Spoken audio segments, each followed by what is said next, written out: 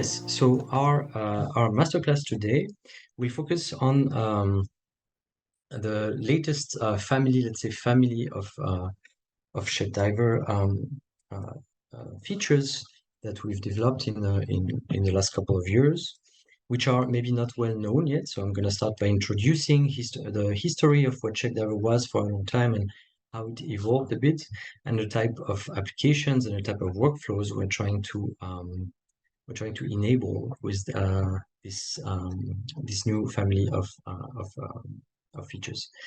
I see someone says all sounds and looks good, so I'm reassured I can move forward. So I'll start with this history a bit and introduce a bit the motivation for the new type of applications and the new type of ways we want to enable users to consume ShapeDiver models, which essentially are Grasshopper definitions in the cloud, and introduce how we thought about this by developing a new type of file format. It's not really a file you can, that's meant to be used like as a desktop application file, but more like this lightweight format we use to efficiently exchange data between ShapeDiver and other types of environments. So I'll introduce all of this. I'll look a bit through that and explain all the motivations. And then we'll be able to jump into three activities that I prepared today. The first one will be about understanding a bit better this file format and using it directly inside Grasshopper, because we have this meta, with this new type of features we developed. We have this meta way to use ShapeDiver models from inside Grasshopper, which is a bit similar to the hops component, if you're familiar with it. And then once we're done with this, let's say, introduction activity, we will go a bit deeper into the workflow that allows to create this connection between ShapeDiver applications that are online on the platform and desktop software. So we'll start with just purely Rhino, which might sound strange, but the idea is to use Rhino with a ShapeDiver application and without having to know Grasshopper. So it's really for users who don't know Grasshopper to be able to have this this nice UI, easy UI to use, and also all the features that come with uploading a model to ShapeDiver, which is versioning, so you can update the model, you can and you can share it with various users without having to exchange files. The last thing that we'll do after just this pure Rhino workflow is a more hybrid workflow where we'll start exchanging data with another software. So in this case, Adobe Illustrator, which is a second client that we have developed, and to show a bit how. Sorry, I still have the keyboard on. To show how data can flow and how we interpret the data in our SDTF file format between also in other software environments. So that's going to be the three activities we do that are going to introduce the in-house, let's say the in-house client, in-house connections and integrations that we've developed inside ShapeDiver.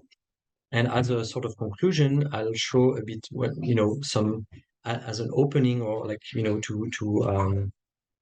to start giving ideas maybe of like possibilities for this type of workflows.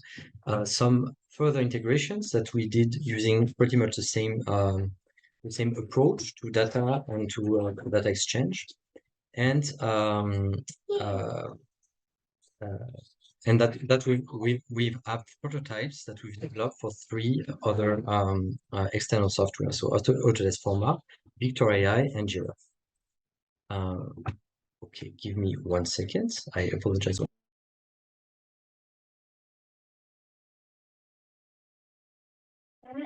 All right, so let's get started with what I call my brief history to the interfaces to ShapeDiver. I'll check the chat once more. Okay, no more questions for now. You can really pose. I'll check the chat pretty often, so if you have any questions at any time, I'm happy to take them and interrupt myself. We'll have also the activities are going to be a bit more hands-on. I'll be slow with a bit of like quiet times where I'll work on my definition and you can work on your own, hopefully. So there's going to be a lot of time for questions at this point. Okay, so if we look back at the, you know, I don't want to go too deep in the history into the history of ShapeDiver itself, but let's say the history of how users have been able to interact with online cloud parametric algorithms, so made with Grasshopper and uploaded to ShapeDiver. And the idea is that, so I got back this screenshot for, I think, the very first, or at least from the very first applications that ShapeDiver had, which was this product configurator for a furniture model. And for a few years, as maybe some of you know, ShapeDiver was almost exclusively focused on creating these type of product configurators. So there's several things that are particular to product configurator.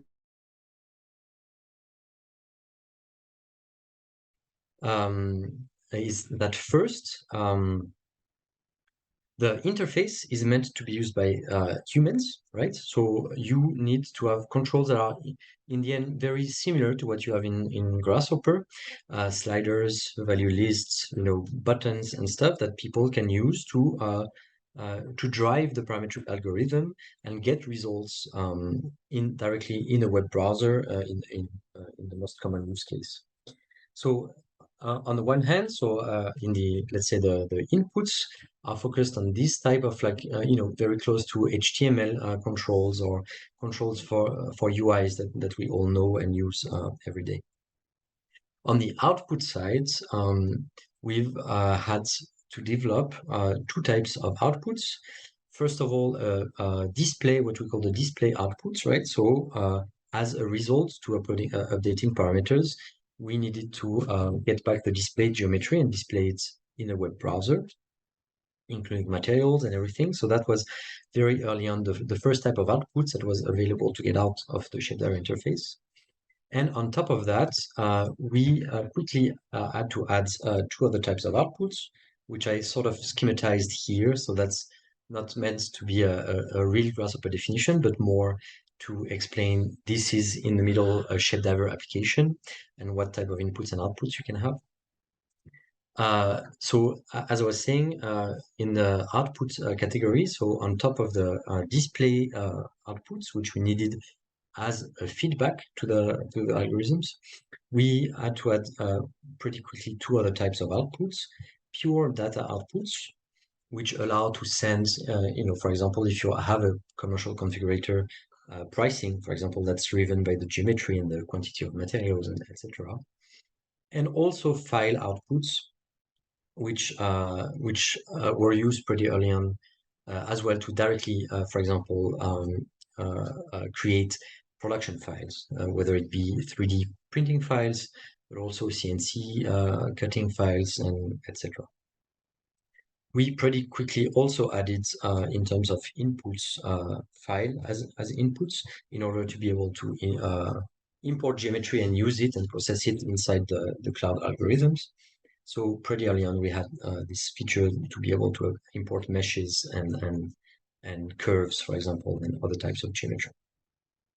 And that pretty much sums up let's say what ShapeDiver had been until a couple of years ago, and that the starting point that we used to start developing and expanding and rethinking a bit how to interact and create interfaces, input and output interfaces to ShapeDiver applications, given the new type of workflows that our users wanted to be able to use and to create.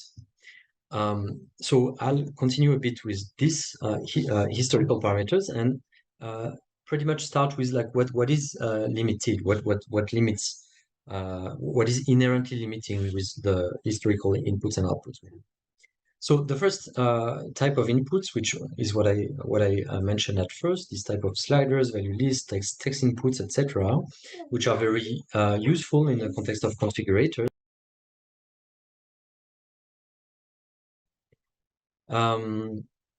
is that it's limited to single values, right? So you can send one numerical value with a slider, or one text value with a value list or a text input. But it's very the most basic structure, just items of data. These type of parameters, early on, we supported them with some level of metadata. For example, we send the slider with its min and max values and its precision. And we also have, for example, for the text input, you can use with ShapeDiver some metadata for the maximum allowed length of the text.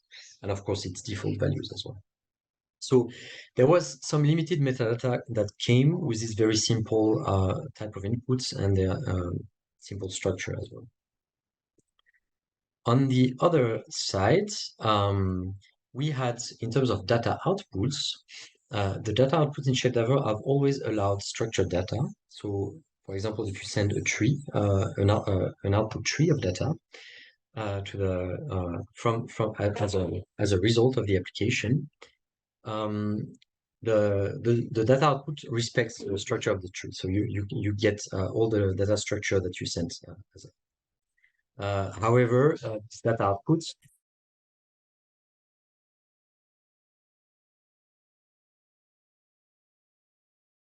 Apologies once more.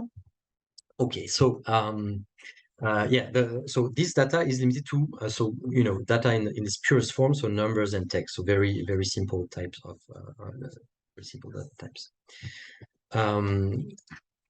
The type of display geometry that we sent, it was completely geometry that was meshed, right, for display, and also that we use algorithms to display as optimally as possible in a web browser. So lightweight, the data structure is optimized for that. So as a result, it's really geometry that was always meant just for pure display purposes. And that also as such has very limited structure and metadata because it's not useful in this context to have structure or metadata attached to it. And the last type of so inputs and outputs in this case, because we always allowed file inputs and file outputs, is the only way we had up until recently to really get in and out sets of geometry from a ShapeDiver application. And all types of geometry, because we support a lot of data formats, 3DM of course, which supports pretty much everything anyways, but also other formats, OBJ, DXF, etc. But that was always geometry that comes from a document, let's say from a Rhino document or other types of CAD document, which means completely unstructured, just a list, an unpredictable list of elements. And anyways, meant really for contexts where uploading a file or downloading a file makes sense, but relying on heavy CAD formats that are not suited for all types of cloud applications. So unstructured and not really optimized for cloud applications, and also with limited metadata anyways, because we did not have the attribute system up until recently. So all these limitations that I mentioned here with like the types of inputs and outputs we already allowed on ShapeDiver for a very long time, pushed us to rethink, and of course that was a process that was done a bit in collaboration with Core Studio at the time, as some of you might know, when we started working with Core Studio and merging with the Swarm product. We started to think more heavily about in which context could a cloud parametric algorithm be used, and what type of inputs and outputs would make sense to allow in order to make it very flexible in all the contexts we wanted to address.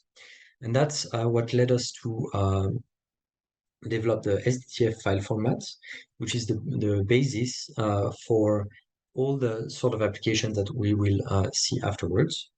And normally, if you're not trying to understand ShapeDiver or how ShapeDiver works on a very low level, we have a lot of tutorials and a lot of documentation that doesn't really talk about this. But I think in the context of today, I'd like to really make it clear what are the principles behind everything we're doing and what is the potential for everything I'm presenting in the future, including working with some of you maybe or developing this type of developers tools that allow really easily to extend the type of applications that I'm going to present today. So, after I presented all the limitations in the last few slides, I think it's pretty clear the type of problems we're trying to address with this new file format. The main goal being maximum interoperability. And here, I know interoperability is a word that's used a lot in the context of the AEC industry. But what I mean is a very generic way to say, okay, we are developing interfaces to these parametric algorithms in the cloud, and we want to be completely flexible in terms of the data we send and the data we get from this from these algorithms. And especially because, these algorithms are right now, can evolve in the future, but right now are based on Grasshopper. And Grasshopper is extremely flexible with both the range of data types it supports, the structure of the data that you can manipulate in Grasshopper. And, in Rhino 8, it's coming. We already had a version of it in our plugin already, the ability to attach attributes, to attach metadata to geometry, which makes it extremely flexible and with almost an unlimited range of possible applications. So that's what I already mentioned, the fact that the data rich approach with structure and metadata. And so the genericity, so this ability to have a data format that is so wide and allows so much that it allows to be ported to a lot of different contexts. And in most of the cases, in these other contexts, all that's going to need is to interpret this data, this extremely rich data formats, and interpret it and dumb it down a bit, because in a lot of other contexts, there's not so much richness in the data that is available to other types of software. And the last principle that led the development of SDTF is this ability. It is a file format. I call it a file format, but it is in the end fileless, in the sense that it is, as I'll present, it is based on principles of data exchange that are really already well known in the context of web applications. All right, so it's really a format that is made for seamless connectivity, for being able to also input and output data not led by a human UI, a human guided UI, but also as a sort of brick in a wider context, a wider environment, and connecting with other different types of models. And here I really truly apologize. I will ask you for 30 seconds before I come back, and I will be back with you in a minute. All right, apologies once more. I hope we're all more used after COVID to this type of family situations. And I will get back to it. So, so as an answer to all these challenges I just mentioned, the SDTF file format was developed to be compact. So it's based, maybe some of you know the GLTF format that's used for displaying geometry online. And is very compact and very optimized for the type of web applications. And we extended it and reworked it a bit so that it could support this very rich, the set of data that is available in Grasshopper, including the metadata that we developed inside ShapeDiver as well. So it's completely lossless with respect to Grasshopper data types and structure. And this we will see in the first activity that will start in a minute. And you'll see how this format really contains everything you need to work in Grasshopper, and to take a snapshot of the data that is in the Grasshopper definition at a specific time. And as I mentioned, includes so is compatible with the attribute system that we have as part of the ShapeDiver plugin to enable data-rich objects. So I think I am. So I'm not done yet with the introduction. I just wanted to like show a couple of contexts. So here, same thing. It's this is not meant as a real ShapeDiver Grasshopper definition, although it could be almost. Here I have as inputs and outputs just like this, you know, a schematized version of this SDTF file format. And we can see here a context where you know, the inputs and outputs are parts, you know, of the ecosystem of a bigger web application, which could be, you know, using this new concept and using a set of ShapeDiver models, like I schematized here, to connect them together and, you know, just have, you know, a data structure, a data model between the inputs and outputs of each ShapeDiver model that you can then connect together to use this sort and create this sort of meta parametric definition and distribute a bit in compact modular smaller applications a wider a wider use case, a wider application for a specific project or workflow. The idea is also here to, in the end, use ShapeDiver to develop this sort of reusable blocks, these reusable application that makes sense in a lot of different contexts and can be shared within a team and can be, you know, also improved over time without having to, you know, change files, update definitions, etc. Of course, the second type of application, which is more what we'll focus on today, is that you know, with the use of this SDTF format and interpreters between the SDTF format and the data types that that exist in different software contexts. So Illustrator, Rhino, which we'll address today. I added Revit as an example here. This is a project that is always possible to imagine contexts where Revit is also included. To be able to have this really this interoperability and this automation applications between these different contexts. And as you can see, I also wanted to really add two inputs from two different software contexts to emphasize the potential for you know, multi-profile sort of workflows where different people in teams can, you know, use the software that they are used to, that they are comfortable with, and all work on one workflow together. Right, and that's pretty much what we'll start looking at today. And we'll start, as I mentioned, with the first activity, which is a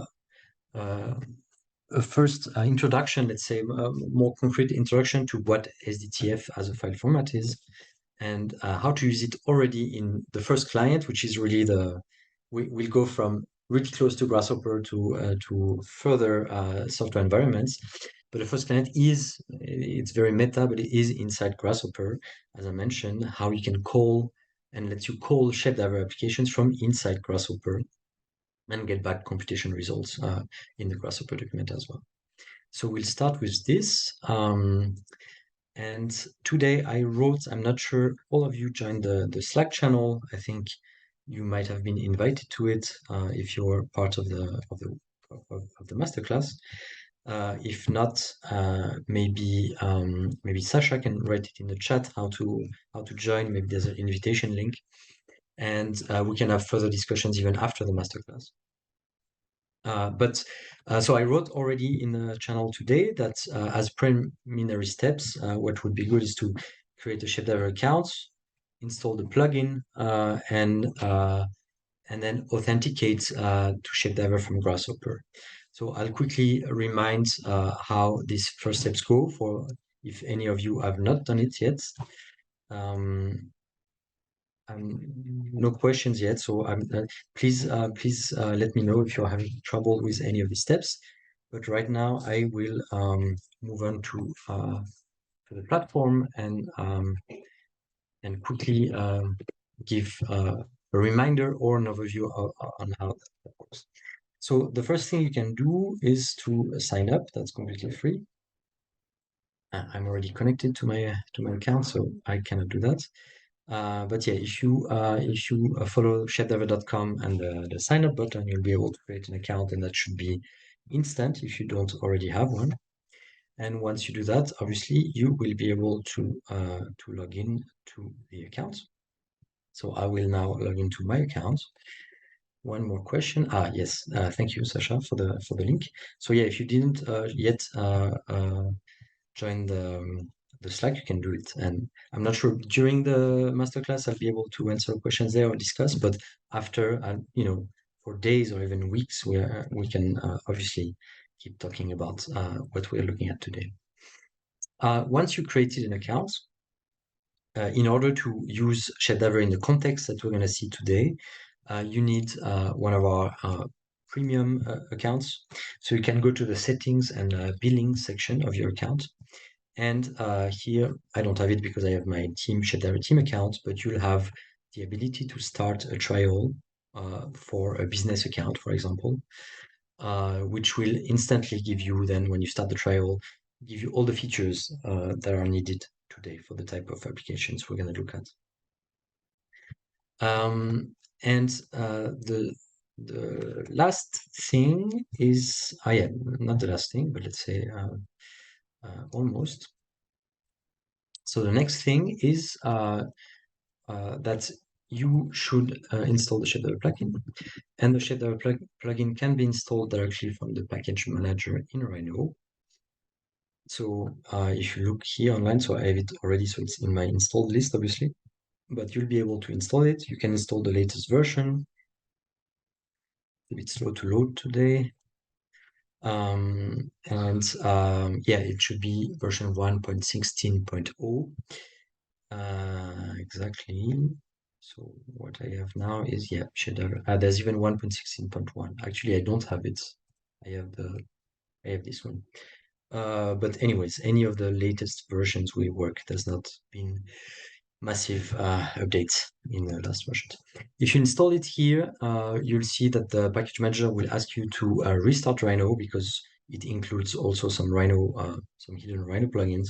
So you'll be able to close Rhino, start again, and then everything will be ready to get started. So I hope that will not be too much of an issue for anyone.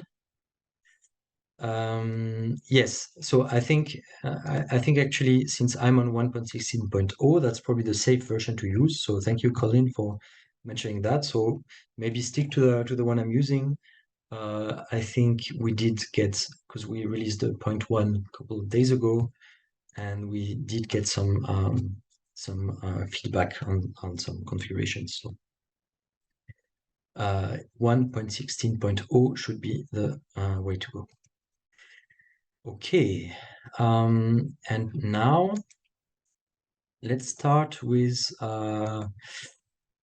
some simple basics. So if you have everything, if you've done everything that I just mentioned, you should be in the same stage as me right now. And let's say I will. I wanted this to be a bit hands-on, so I did not prepare specific definitions.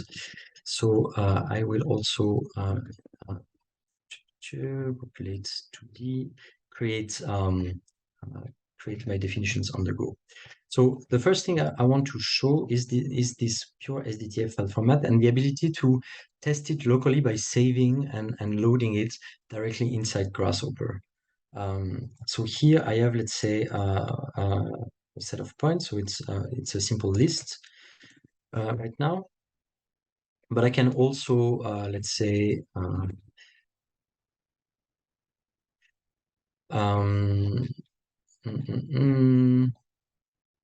create a second list. Yeah, let's say I have a second rectangle. So let's say I'm gonna have two rectangles. One here and one here. Let's say three. And create rectangles here. parameter. No, I think I just set one. Okay, let's set all three. Okay, that works like this. So let's do it like this. 3 rectangles. Them here. And now I have my, okay, I'll just then flatten this first one, which gives me a list of points. And here I have my tree of points with 3 branches and 100 points in each branch. And I could also then, I don't know, create circles from the points here. And here I then have a tree of circles. Okay. So here I then have, let's say let's be on a pure theoretical point of view here, that I need somehow to, these 3 outputs here, a list of points, a tree of points, and a tree of curves, are the result of a very complex definition that I created and worked a lot on, and are a snapshot of the data that is interesting to me at this point, and that I might want to, let's say, output to display in a web application, or to send to a colleague, or to even reuse as the input of another parametric algorithm or application somewhere else. What I can do in ShapeDiver is that I can use the here, so I'm in the plugin now, and I can use the ShapeDiver output component. So there's a lot of types of output, but the one that's called ShapeDiver output is really, again, we're kind of like sort of not revealing all the complexity, but that's a SDTF output, right? So that's the one where you can really store this complex data structure. And I can here, just like for script components, I can add or remove inputs of these components. And I can here send all my data. It's going to take the names of the component I sent here. So point list, point tree, and circle tree should do. Compute, yes. And here, this is my the content of my ShapeDiver output is pretty much one of these SDTF files that I mentioned, right? So this is what, on the one hand, if you upload the definition online, will be used as for all types of outputs to bake in different clients, but also to display geometry in the web browser. But here, what I wanted to start with is by introducing the fact that you can then all the data that is here, save it as an SDTF file. So here I will save it as my first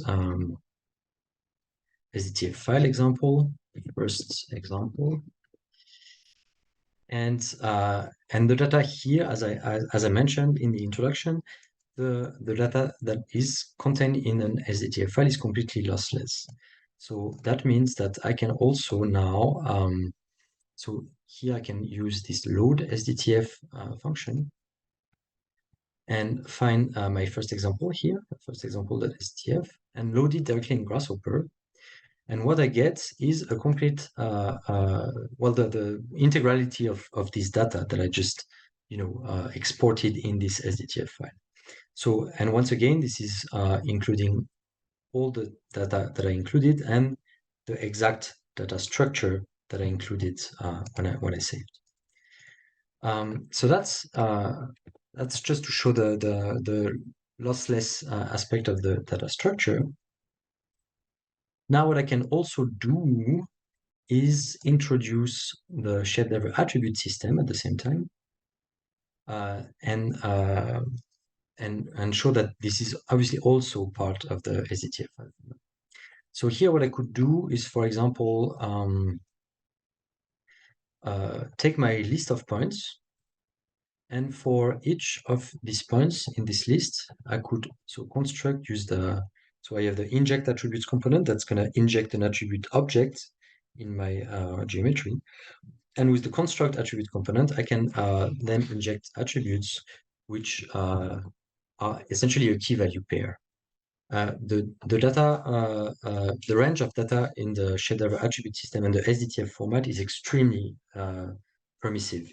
So you can really pretty much use any data and attach any data to it. So I can, for example, here I'm going to attach in my point geometry, I can attach text or numerical attributes, but I can also in my SDTF file format have numbers, a data structure of numbers, include that as a top layer, and attach, for example, a mesh attribute to it. So it's extremely permissive because we thought pretty early on that it could be interesting for some context. We wanted to be as generic as possible in terms of the context of usage of this data.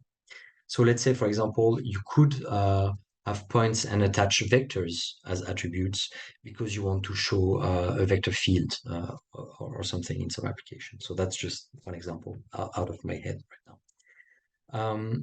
So, okay, I will finish attaching. Let's say I'm attaching, well, let's just put it color.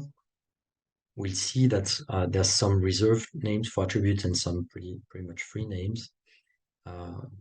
And here I could essentially convert my points to a color. Would that work? Yes, here I have a set of colors. No, they all look the same. Anyways, that's not really important. I won't lose too much time on this. So here I have, so here the problem of what I did is that I created one attribute object, which is with the key color, and the value is a list of colors. So here what I need is to graft in order and flatten again so that I get a list now of attributes. I get as many attributes as I have objects, which means that I'm gonna, and it assigns the list accordingly. So now I assign to each of my points here, I assign one attribute with the key color and the value, the color that I just set. And here I can send this instead. One important thing, the types in SDTF are strict, which means that you cannot send any list with hybrid objects in it. And so as a check, what we implemented is that we ask that you make it pass through a typed parameter in Grasshopper in order to create a coherent SDTF file. So here I have my point list again. I can call it point list.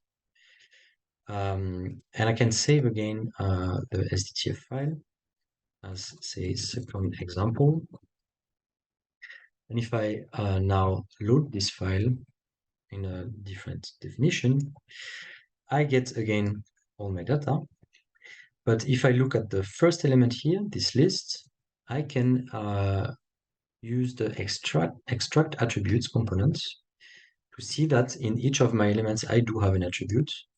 And then I can use the deconstruct attributes to directly access the keys and values. So here the keys are the same for every element, but the values, well, the values are also the same. I'm not sure. No, they're not the same. There's different colors. Good.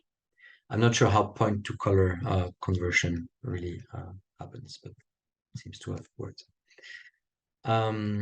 Okay, so this is pretty much the principles, and you can really there's very few geometry or primitive formats that are not supported. The more exotic ones are not. For example, a vector field, for example, is not supported.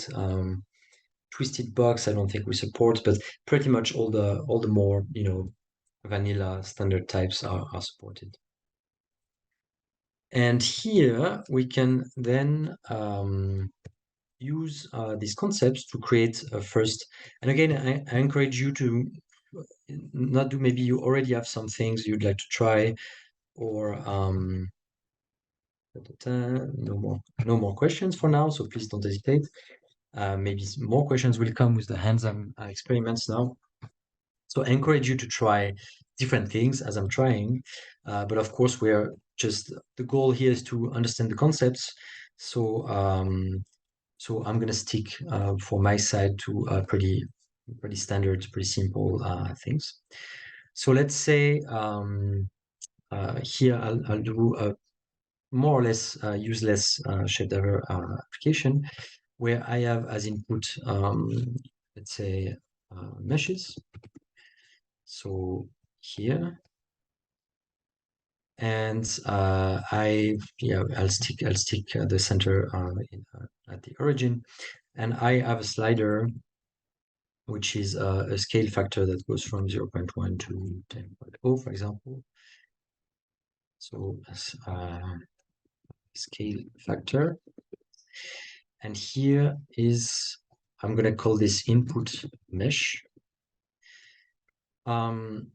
And here is the last thing that we need to know before uploading things to ShapeDiver, is that so again, the pretty standard way to use ShapeDiver that maybe some of you are already familiar with is to use sliders, value list, and so we support a lot of those Boolean toggles, etc.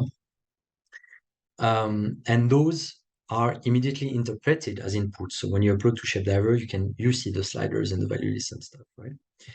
Of course, we cannot. It wouldn't make sense to look at all the parameter, the geometry parameters, for example, of your definition, and expose these as inputs. So what we decided here is to use a scheme, a naming scheme in the name. So if you use the SD, all capitals, SD underscore, in the name of the parameters you want to expose as inputs of your ShapeDiver definition, use this prefix, and our servers will process and interpret this as inputs that you want to have, that you want to expose for the users. You want the users to be able to change those elements. Here for testing locally, I'll just add some sort of ellipsoid, for example, and use this as input. Internalize it too. And that's it. So we have our scale factor, and essentially the output of my, again, not very useful algorithm here is the scaled geometry. And what I want then is to expose this geometry. So again, we're talking about SDTF, we're talking about using these applications in other contexts, right? So I don't just want now to use my display component, which is again the very standard way to use ShapeDiver, and just show geometry and here attach a material and have a standalone configurator in the web browser.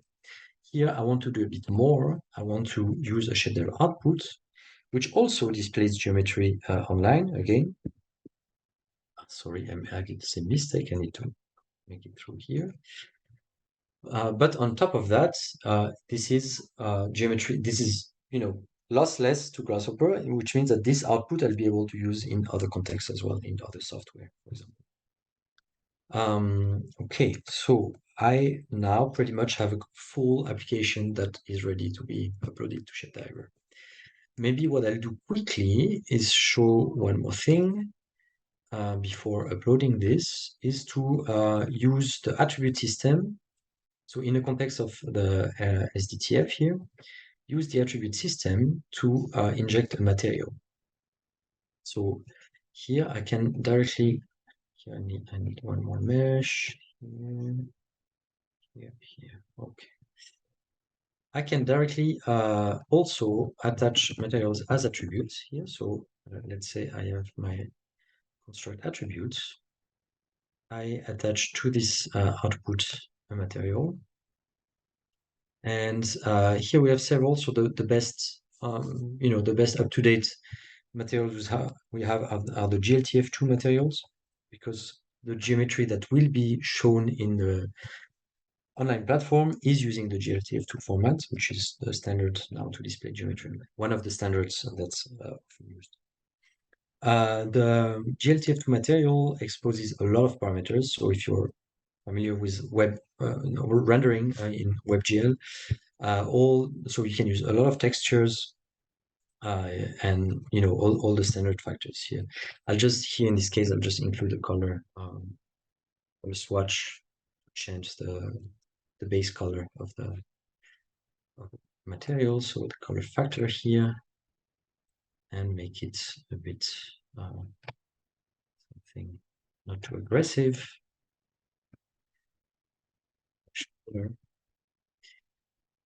And I will now really stop here, save it, and try to upload this first definition. Mesh scale. All right, so if you have done something similar to me, at least in terms of the inputs, how you expose inputs and outputs, you should be able to also upload a definition. Here I have, yes, you should, if you created an account recently, you should already be on the Rhino 7 system. I think I'm guessing most of you are using Rhino 7, but you should have so I have more, but standard users have at least access to the Rhino 60 and the Rhino 7 system. I'll go to the production Rhino 7 system here, and I will upload my definition to this one. Here, desktop, where is it? Okay, got it. So here, when we upload files, I then get a bit of time to talk about standard ShapeDiver principles. So our servers process completely the definition, and they test for a lot of things. For example, forbidden components, forbidden things. There's plugins we don't support, which cannot be used on ShapeDiver. We check for scripts, C# and Python, because a lot is permissible in the scripts and they can hurt the servers. They can be malicious. But yeah, that I wanted to mention that scripts are allowed. The problem is that usually either I or Alex validate the scripts because we manually check and validate that they are okay with the servers. And since we are both in the masterclass right now, if you have a script in your definition, it might take us a while to validate them. So try not to use scripts, is my advice right now. Okay, so here I uploaded. So I have a pretty ugly ellipsoid, but that's not the point to talk about materials today. What's important is to check what comes as inputs and outputs of my definition. And then obviously we'll go soon to these desktop clients. So here I'm still in the edit page, right? So I can change, rendering settings and camera settings, lighting settings, etc. But it's not really important. I don't really have to, for the context that we're looking at today, I don't really have to look at anything here. I can just save. And once I'm saved, this is published.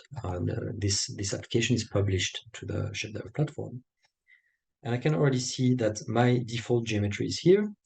I can scale it. So here, this is then sending the parameter request to the ShapeDiver servers, and then getting back the result, right? The first parameter update can be a bit long because your definition is opened in real time on the servers, on the distant servers. You should notice that after the first couple of iterations, then it should be pretty smooth. Right now, we also maybe are a lot at the same time using the shared server, so that might also delay a bit some updates. But pretty much it should work nicely. So here, and as you see, I'm playing right now with my two standard parameters, the slider and the color. But it also shows my input mesh here.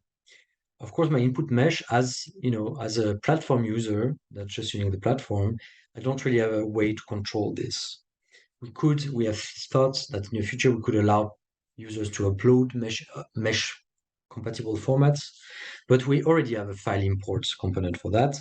So here the idea is really that we want to expose this to external applications. On the side of the outputs, it's same. I didn't give it a custom name, so it's a bit confusing, but this is this one. So my mesh output, I can see is also part of the outputs here.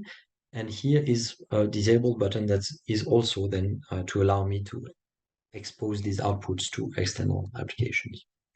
So we'll go back, we'll come back here in a bit and look at this in the context of actual desktop applications, Rhino and then Illustrator. But the first thing I wanted to show is that I can, now that my application is uploaded to ShapeDiver, I can use it as sort of like hops-like meta component in Grasshopper definitions. So here I'm gonna open a new definition. And what I can do now is obviously if I want to interact, if I want to send requests to the distant servers and back, I need from inside Grasshopper to be connected to my ShapeDiver account, right? And then I'll be able to look at my models and start interacting with my models from inside Grasshopper. So here I will show, so there's two ways to log in. Here on the top level menu, which I already showed for the loading SDTF files inside Grasshopper, I can log in here, click on the login button. Or the second way, which is more meant for people who don't use Grasshopper, who just want to use Rhino and connect to a ShapeDiver application directly without bothering with Grasshopper. You can also launch the ShapeDiver command in the command line here. So those two ways have the exact same effect here. So here I'll click on login. And when I click on that, it's pretty common. It's like also when you're trying to log in your Rhino account and it's connected to an online platform. Here, if you're not logged in your account in the platform in the web browser, it's going to ask you to log in first. But if you're logged in, it's just going to ask you, okay, it sees that there's a desktop client, in this case Rhino, is trying to access your ShapeDiver account. Do you authorize it to access your ShapeDiver account? Here, obviously, I'm going to say yes. And that should end in success, hopefully for everyone here. And then I can close this page, and I can see here, I see a logout button now, so I can see that I am successfully logged into my ShapeDiver account. Which means that the first thing, so that's going to be important for the next applications as well. But the first thing I can do here is to use this category of components from the ShapeDiver plugin, which we call the client plugin, and which is essentially an interface to ShapeDiver from inside Grasshopper. So you can see a list of components are pretty much self-explanatory.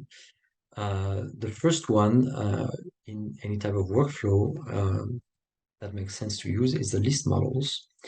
And this one is a component that you can use to retrieve the models of your account. So here you have several types of filters as inputs. So you can just list your models. You can list also all public models that are available on ShapeDiver, which right now is a lot actually. The models you bookmarked, that you have access to and you bookmarked, the models that were shared with you by other users. Maybe I'll spend a bit of time to show this type of features if you're not familiar with them, but you can securely share models with other ShapeDiver users without having to make them public. And if you're part of an organization, then the models of your organization, which is also the shared space that you have as an organization in ShapeDiver. In this case, I'd like to just list my models. And here I can see, so there's a limit, right? Because we have pagination. So here I limit to like the first 10 models that it gives me. And I see the latest 10 models here because I don't have a name filter. I could filter by name. So here my is mesh scale, okay. And I'm not sure. I'm not sure why it's not listed. So maybe I have to allow backend access. I think that's something that we don't have to do normally anymore, but let's see. So I now change this setting, allow backend access. and I should be able, okay, let me add the component again, list models. Yeah, now I see it. Okay. So that's a small bug, by the way. Always with live masterclasses. Normally that the allow backend access setting should not be necessary to list models inside Grasshopper, but apparently it's still the case now. So I needed to do that. Here, I just wanted to show that I can filter by a string. For example, if I write mesh here, it's gonna list the latest 10 models. So I don't have so many apparently that contain the word mesh in my in the title of my model. In any case, the one that I wanted to load here is the last one that I uploaded, so the mesh scale, which is the first one of the list because it's the latest. So now I can, just to show that we have a ShapeDiver model type, which is here in the listed in the list of primitives here. ShapeDiver model will show the other types. That actually all of these types here are part of the ShapeDiver plugin. But for now, that's the one that interests us. And I can, you know, make my data go through this parameter and also internalize it, obviously, and play with it later. So I will actually take the first element, list item, and work with this one. So that's my model, the last one that I uploaded to ShapeDiver. And the first thing I can do is to, well, launch a computation. So here, what you'll notice, and I didn't play with hops in a while, so I'm not sure exactly how similar we are in terms of interface here. But what you'll notice is that this component comes with like this button, which is going to be used to launch computations, because obviously some ShapeDiver models can take, a long time to compute, up to minutes maybe. And here, as soon as I connect my model to the model input here, it will automatically populate my component with all the inputs that are included in the definition. So those are exactly the inputs that we've seen when I worked in Grasshopper earlier, and that we see also here on the platform. And it's the same for the outputs, by the way. So it also populates with all the outputs of my definition. So here I can see that I have my default values for everything. Not for meshes, because there's no default values in the SDTF file format here that needs to be internalizing a geometry is used for the default computation, but I don't have a default geometry as input in my definition right now. So what I can do is obviously now to create, for example, the cone here in Rhino, and use this as input of my computation components. And here maybe modify my scale factor, let's say 9.0. Obviously here now I can replace it with a slider as well. And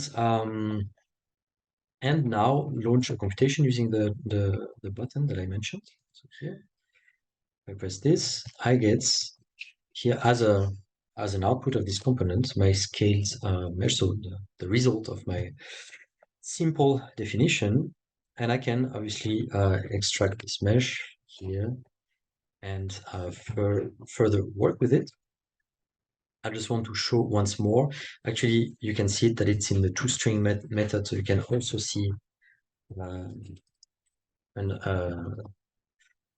overview of the attributes that are contained in the objects. But if I extract them and construct, yes, I can see here that I have my material that I stored in, and the material object as a value with the color that I used as input here. So that was the first thing here. That was essentially we're pretty much around. I mean, I'll show a couple of more things, but that's essentially what I wanted to show in this first activity. This idea of really what the SDTF format is and how it can be really used to to exchange data and to basically also take snapshots of the data that are used in one definition and potentially connect then definitions together. So that's like the first thing that I had mentioned earlier, is that obviously I can imagine that I have a second ShapeDiver definition that I uploaded, which takes one mesh as input and does some sort of complex operation on this mesh. And obviously I can now use in this in this definition here a second computation component and go through, basically create really my meta definition based on these modular blocks that are available on ShapeDiver. Maybe one last thing that I can do in this first activity, and again, I'm really happy to take questions about any of this. I would be delighted if it worked for most of you, or like at least the ones who tried it, because that's pretty, we stayed at a pretty basic level. But here, what I can show is that we have a series of safe state components as well. So just like I can list models, I can, for a specific model, list the safe states that are associated with it and load their inputs and outputs directly inside ShapeDiver as well. So that's one thing. Let's say I can now here on the platform play with my model, change a couple of things. I can here create a safe state for this model. Let's say we call it the green ellipsoid, green small ellipsoid. I can keep it private. So here, safe states are really, again, that's like, I don't go back too much on this concept, but a safe state is really something that's just like a shadow model, can be shared, can be made visible to the whole team, and can be then, as I'll show now, retrieved in Grasshopper, but also in different environments. So it's really an object that can be used to work together on a model. So here I shared this first saved state on the platform. And like I just said, I can copy the link here and send it to someone. Obviously, it's a private state here, so it should be someone that I shared it with. But here I can, find another shadow user and share it with them. Here I'll stick with the workflows that I wanted to show in Grasshopper. So here, this save state, if I go here and I go to list saved state for my models, again, this works very similarly to the list model. So I can list only my states, all states, or the ones that were shared with me. And I can filter by the names of states and stuff. In this case, I only have one state. As you can see, that's the one I just saved on the platform, the green small ellipsoid. And now I can, for example, use a save state outputs component, which doesn't have here output, but if I connect it, I will be able to, and here I had a small issue with the parameter mesh color. Okay, I'll have to look at it. Okay, so the colors should, seem to be an issue, but here that would basically give me, just like the computation component populates with the mesh here, would give me also the mesh output of this specific save state that I just loaded in Grasshopper. So here I'll have to check this problem that seems to be linked to color parameters. If you don't have color parameters, maybe this will work without issues for you. My inputs I could load. Scale factor 1.3, mesh color, here that worked. Okay, should be a small issue. So that's in terms of, let's say workflows where you have maybe colleagues that you shared your model on ShapeDiver with, and they played with it and they saved some iterations, some states directly on the platform and say, okay, this is interesting to me. And now you can go directly inside Grasshopper and load those states and work further with these inputs that you got from someone else on your team, for example. But the opposite workflow is possible. So as you may have seen here, there's a create save states component as well. And if I connect it to my same model here, I will pretty much have the same behavior. I need to give it a name. So let's say here it's big, I think it's red cone. Okay, so big red cone will be the name of my save state. I can make it public, organization, or private. This will be the button that I'll use to create the state. And for example, I can then use these inputs to create a new state here. The visibility of, yeah, that's warning we have because my model is private right now. So I can make the state public, but it's not going to be public because the model is private and the state of the model cannot be more visible than the model. So I'll just create a private state and click on the button. And here now I have as an output my private state, which by the way, save states are also available as a data type in Grasshopper. And I can also now get inputs and outputs of it, but essentially if I created the state here, the goal is most likely that this state will be consumed by someone else in different contexts. So if I reload my model on the ShapeDiver platform, I should be able to now see that there is still my green small ellipsoid, but also this big red cone that I just created from data that I had inside Grasshopper.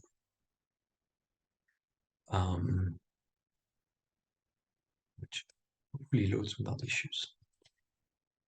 So that's what I wanted to show in terms of the sort of, so how this data is used. And again, my cone was not red. I think I kept the same color. Okay. And that should help with, maybe this is not the most of, this is already complex workflows in terms of how to consume models and create and interact with models. But I think it's a good way, first activity, to show how data flows and then really understand what happens in the next context that we look at. Okay, so Sasha has just changed the Slack link. Maybe the first one did not work. But otherwise, I still do not see questions. So again, please don't hesitate to send them here. I'm hoping that all of these things work for you and that you are already successful with using clients in ShapeDiver. But of course, I will leave time at the end. I think, half an hour, hopefully, maybe a bit less. Let's see how fast we go with all the different activities. For maybe even like give a voice to some users and be able to have a quick chat. Hopefully we make that happen. Okay, so I have that was it for our first activity, and I will pull back my presentation if I find it. Yes. Wow, I stuck to my program. I'm pretty happy. I did not remember everything I wrote. But that's pretty much what I wanted to show. Okay, now let's go for the second activity, which I call bidirectional interface with Rhino. And here in the first workflow, I pretty much showed what happens in the context of using a ShapeDiver model, which is pretty much based, one-to-one a Grasshopper definition, and sending, using this SDTF file format, which again is based on the data types and the richness of data that we have in Grasshopper. So obviously what we got was pretty much expected. It's a one-to-one mapping of the input data and output data, and all the structure and everything is there. And here, Rhino, it might not be what's the word I'm looking for? Intuitive to think of Rhino as a removed layer, but obviously Rhino is not Grasshopper. Rhino is already one step removed. And the organization of data and how, how structured data is and how metadata flows between Rhino and Grasshopper is not always obvious, and some choices have some interpretation has to be made about already. So mostly, obviously, the data types, flow without issues between Rhino and ShapeDiver. But obviously, not all structures. For example, there's no concept of trees inside Rhino. Even lists, ordered lists is not completely defined. So we have to make some choices when we send data and when we retrieve data. And we also have to then make some choices on how to use the attribute system to map data inside Grasshopper and inside ShapeDiver to useful properties in Rhino in different contexts. So I'll go a bit further with this. And then we'll create an application that you can really directly use and interact with using Rhino. So, and this, I insist, that's what we think is really interesting here is it's like live interactions between a web browser, just a simple web browser without any application installed or anything, and a Rhino document. And again, see it in the context of sharing, of versioning, of saving states, etc. Let me check if I have a question. Are the example GH files available in the Google Drive folder? So yeah, as I mentioned, so I talked with David pretty late about this. I don't already have files on the Drive folder. I can obviously everything that I'm creating here, I can upload. My goal was to stay extremely at an extremely basic level that works in order to show the concepts, right? So I can obviously show this definition, but hopefully that's also something that you can live build, even maybe adapt Grasshopper definitions you already have. Just set up nicely your inputs and your outputs and see how this materializes into ShapeDiver models after being uploaded. But yes, after the end of the masterclass, I'll upload everything that's relevant to be used further. Okay, where was I? Yes, so that's pretty much all here as an introduction. So let's, and again, then I can just continue with my extremely simple definition and look at it in a different context now, and maybe enrich it with a few more interesting things. So I had my simple scale model here, and the first thing that we can look is how to then close Grasshopper and pretty much do what we did from inside the client. I'll reload the model in its default state and start interacting with it directly from Rhino. So what I like to do when I only have, obviously it's a type of workflows. I mean, we're used to it with Grasshopper in general, I think, but also then in the context of ShapeDiver, it's workflows that are nice to explore with multiple screens. But anyways, when I only have one screen, I like to do half and half here when I start working like this. And here, so since it's the same workflow, right? Since I already did it in Grasshopper earlier, I don't need to connect. I'm already connected right now, right? So I'm already authenticated from inside Rhino and Grasshopper to my ShapeDiver account, which means that if I go to the Desktop Clients tab here, so we've seen like the Inputs and Outputs tabs, the Save State tabs. There's an Attributes tab, which we can maybe, it's not the focus of this masterclass, but I mentioned attributes and how to store attributes inside, and we have this Attribute Explorer on the platform, which can be really useful in some contexts. And the last tab is the Desktop Clients tab. And here, since I'm connected with Rhino, I should not normally see the Rhino app listed here. It's possible that since I lost my connection. So let's see what's happening here. Okay, register with ShapeDiver. I'm gonna reload my model.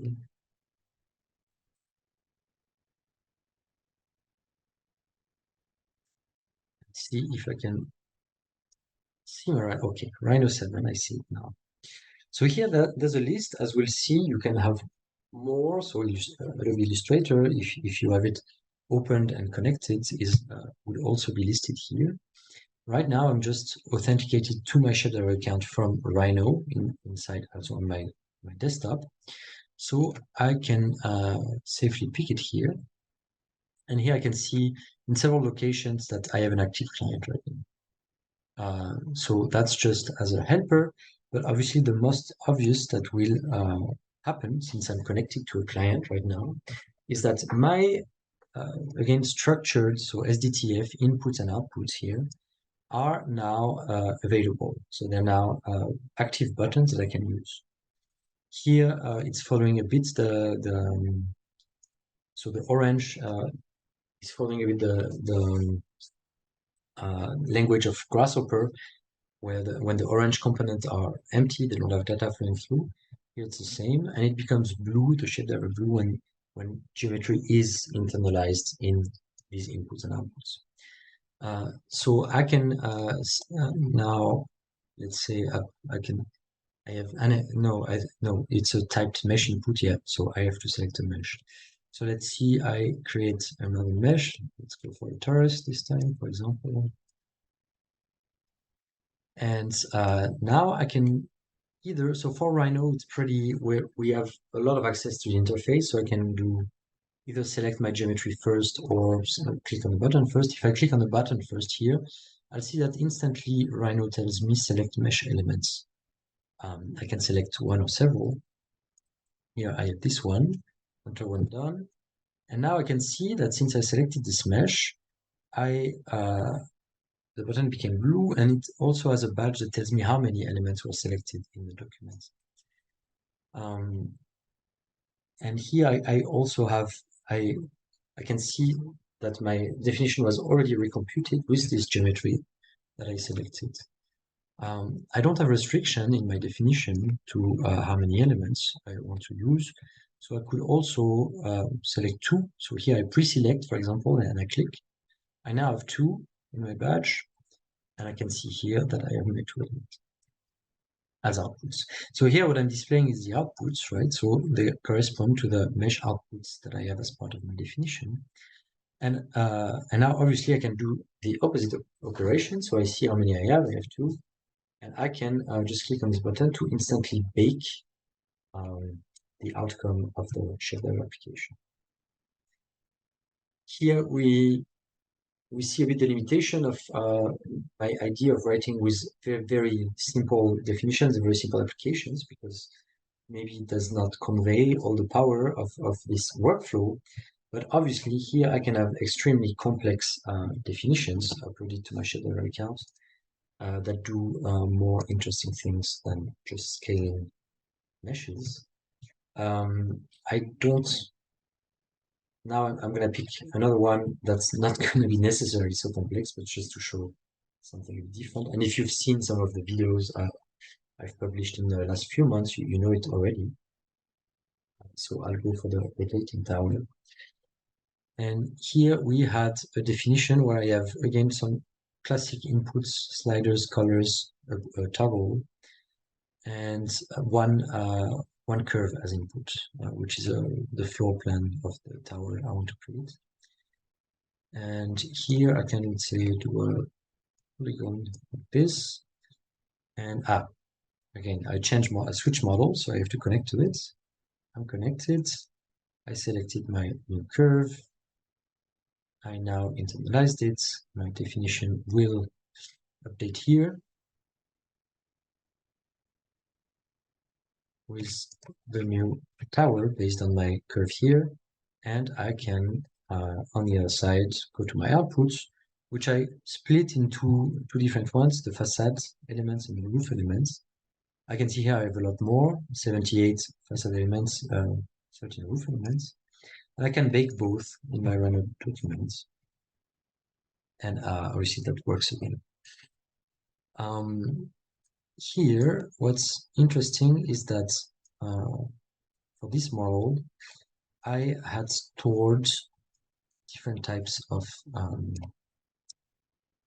attributes. The first one that I stored was the material, and as you can see, that works. That if I store a material as attribute to the outputs of my definition, they are then, when you bake into Rhino, the material, the reserved material attribute, is interpreted and used to create a material in the document and assign it to the objects that are baked. The second thing in this definition, I think I'll just download it and open it quickly so I can show it. And obviously, I will also share it in a Google folder when we're done. So let me open it quickly in Grasshopper. Show a couple of things. It's also very basic. Okay, so here is my tower. Pretty much everything that I did is the same. So I have the inputs here. I have one curve input in this case that has the SD underscore prefix. And then here at the end, I have my ShapeDiver output components with two elements, as we saw, the roofs and the facade. And what I do here is that I juggle a bit more with attributes, but nothing too complicated. I store material and layer attributes. So for each of the elements, so for the walls here, it's what they call facade. I store it in a facade layer. And here I have a roofs layer for the roofs elements.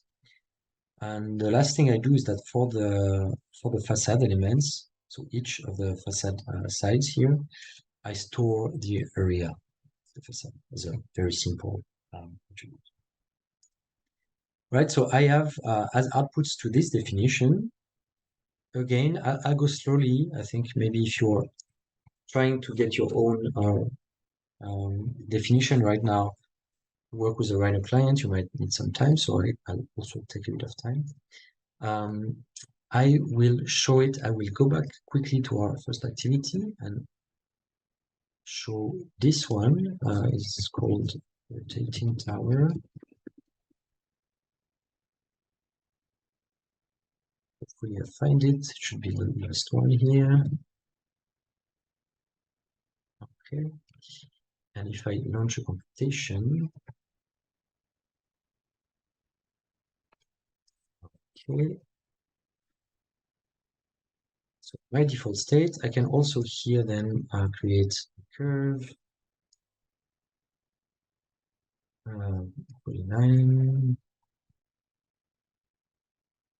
Set it here and launch the computation. Yeah, that was fast. And here I can show I have the two outputs here that correspond to the two outputs in the definition here. And those two outputs can be obviously taken. And you can see here already, I won't go further, but you can see here that the attributes that are stored, the material, the layer, facade or roofs, and the area in each element.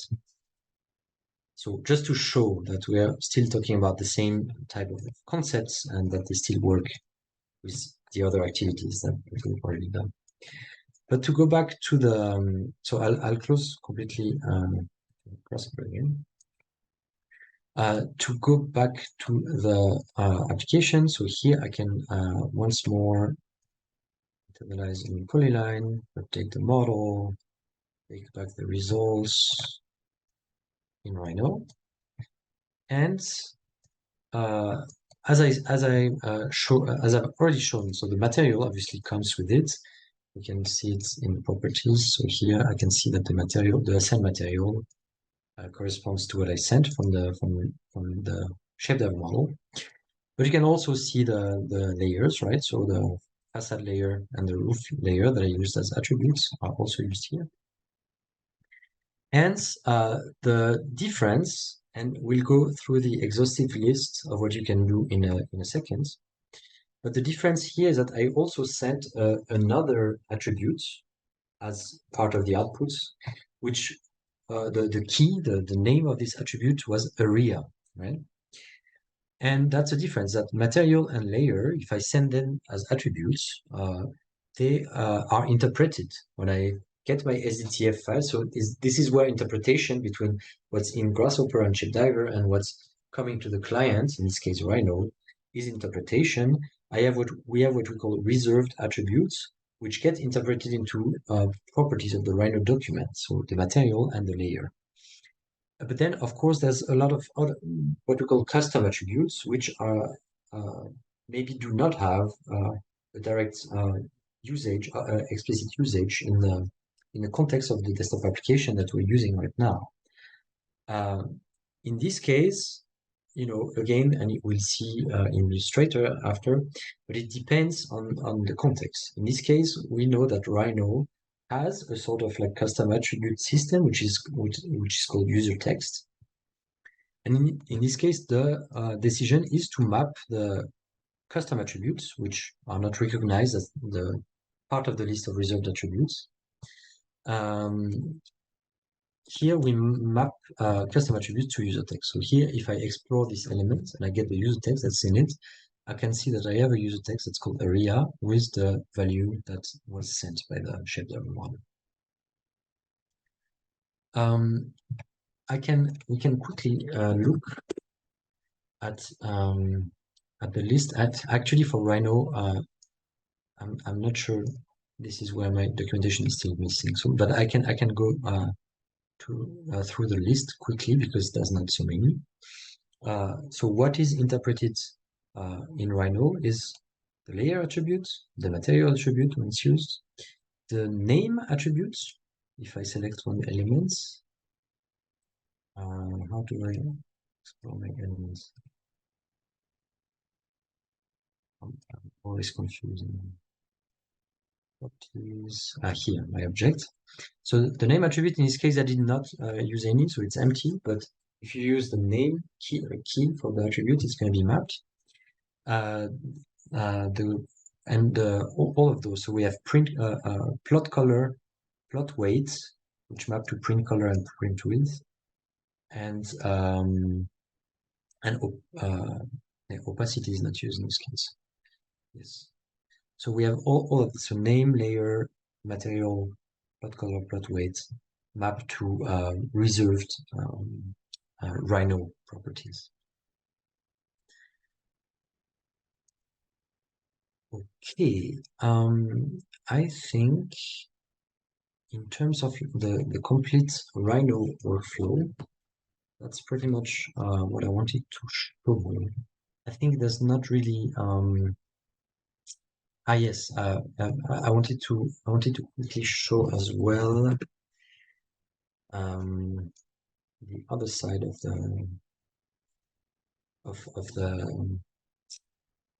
the interpretation, which is that if you send geometry in the client, let's actually do this as a full example. I will work on meshes. So I'll create a new definition. And here my goal is to show exactly what gets imported when using Rhino objects as inputs to a ShapeDiver application, because as we saw, we can inject attributes inside geometry that we want to use as outputs. But we can also, when we import objects from the document, they also come with their set of features. So here I can quickly and simply create an application. So I'll also create input meshes and say meshes because I'll allow to send several. And my goal is to extract attributes from whatever objects are sent here, and to show them. So maybe what I'll do is deconstruct the attributes and send the list of attributes as a list to data to the data output components. So here there are data outputs that allows me to introduce it. So we have this component that's used to, I mentioned it at the very beginning in my introduction, that we can use to send pure data to a ShapeDiver application, which can be structured, but it's just only used for pure data.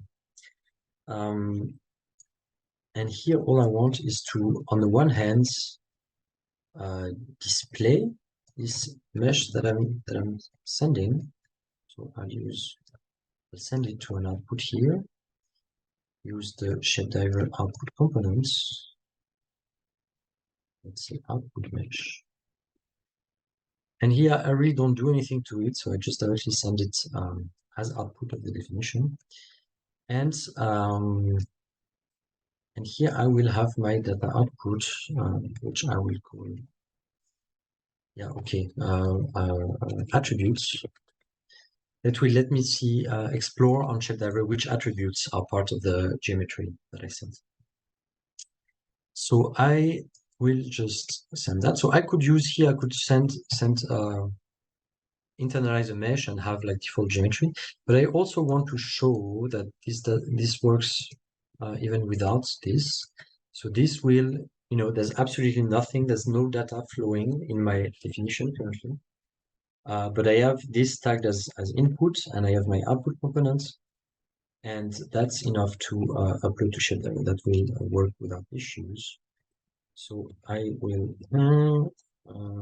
input attributes and upload this online.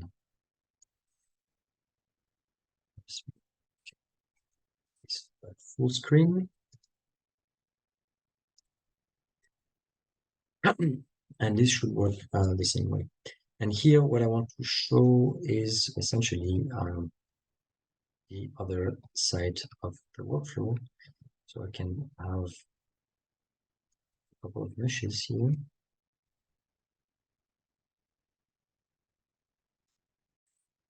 And I can do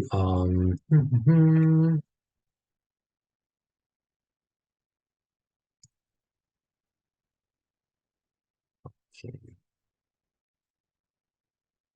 Green box.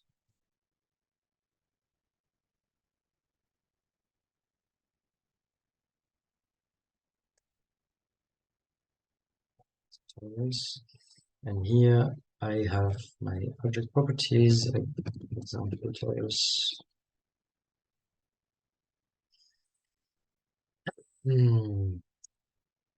On layer 01 and example box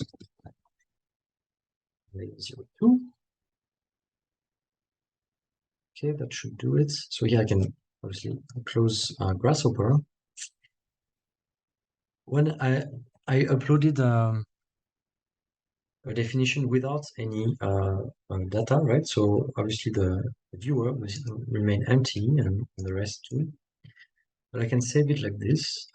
Maybe no, that should really not be necessary, but I'll do it just in case. And go to the definition, and here I will do the same. So now let's say this is a ShapeDiver model I want to consume from the client. I will connect to it, and now select my two objects and send them. And here,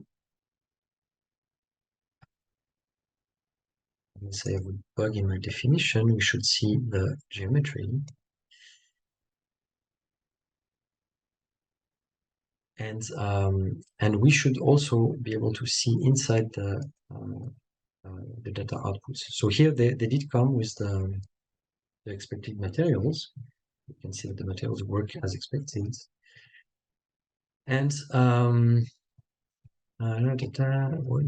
what happened to my data output?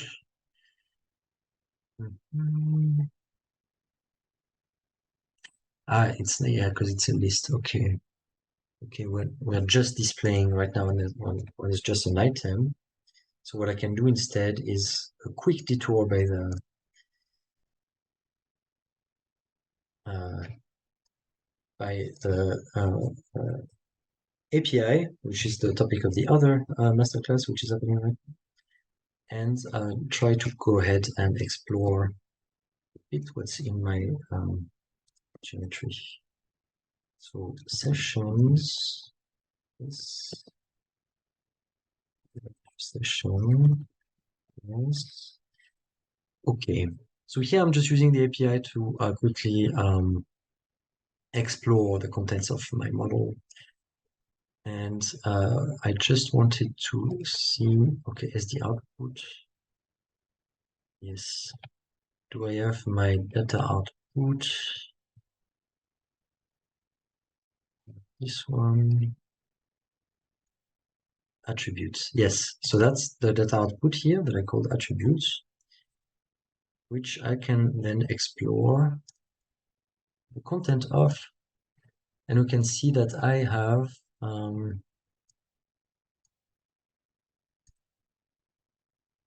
what did I send them? Yeah, okay, I merged the data in a weird way, but I can see that we imported name layer, nested layer also. So if there's like a hierarchy of layers, that's like a, forgot about it, but that's an attribute we support since recently.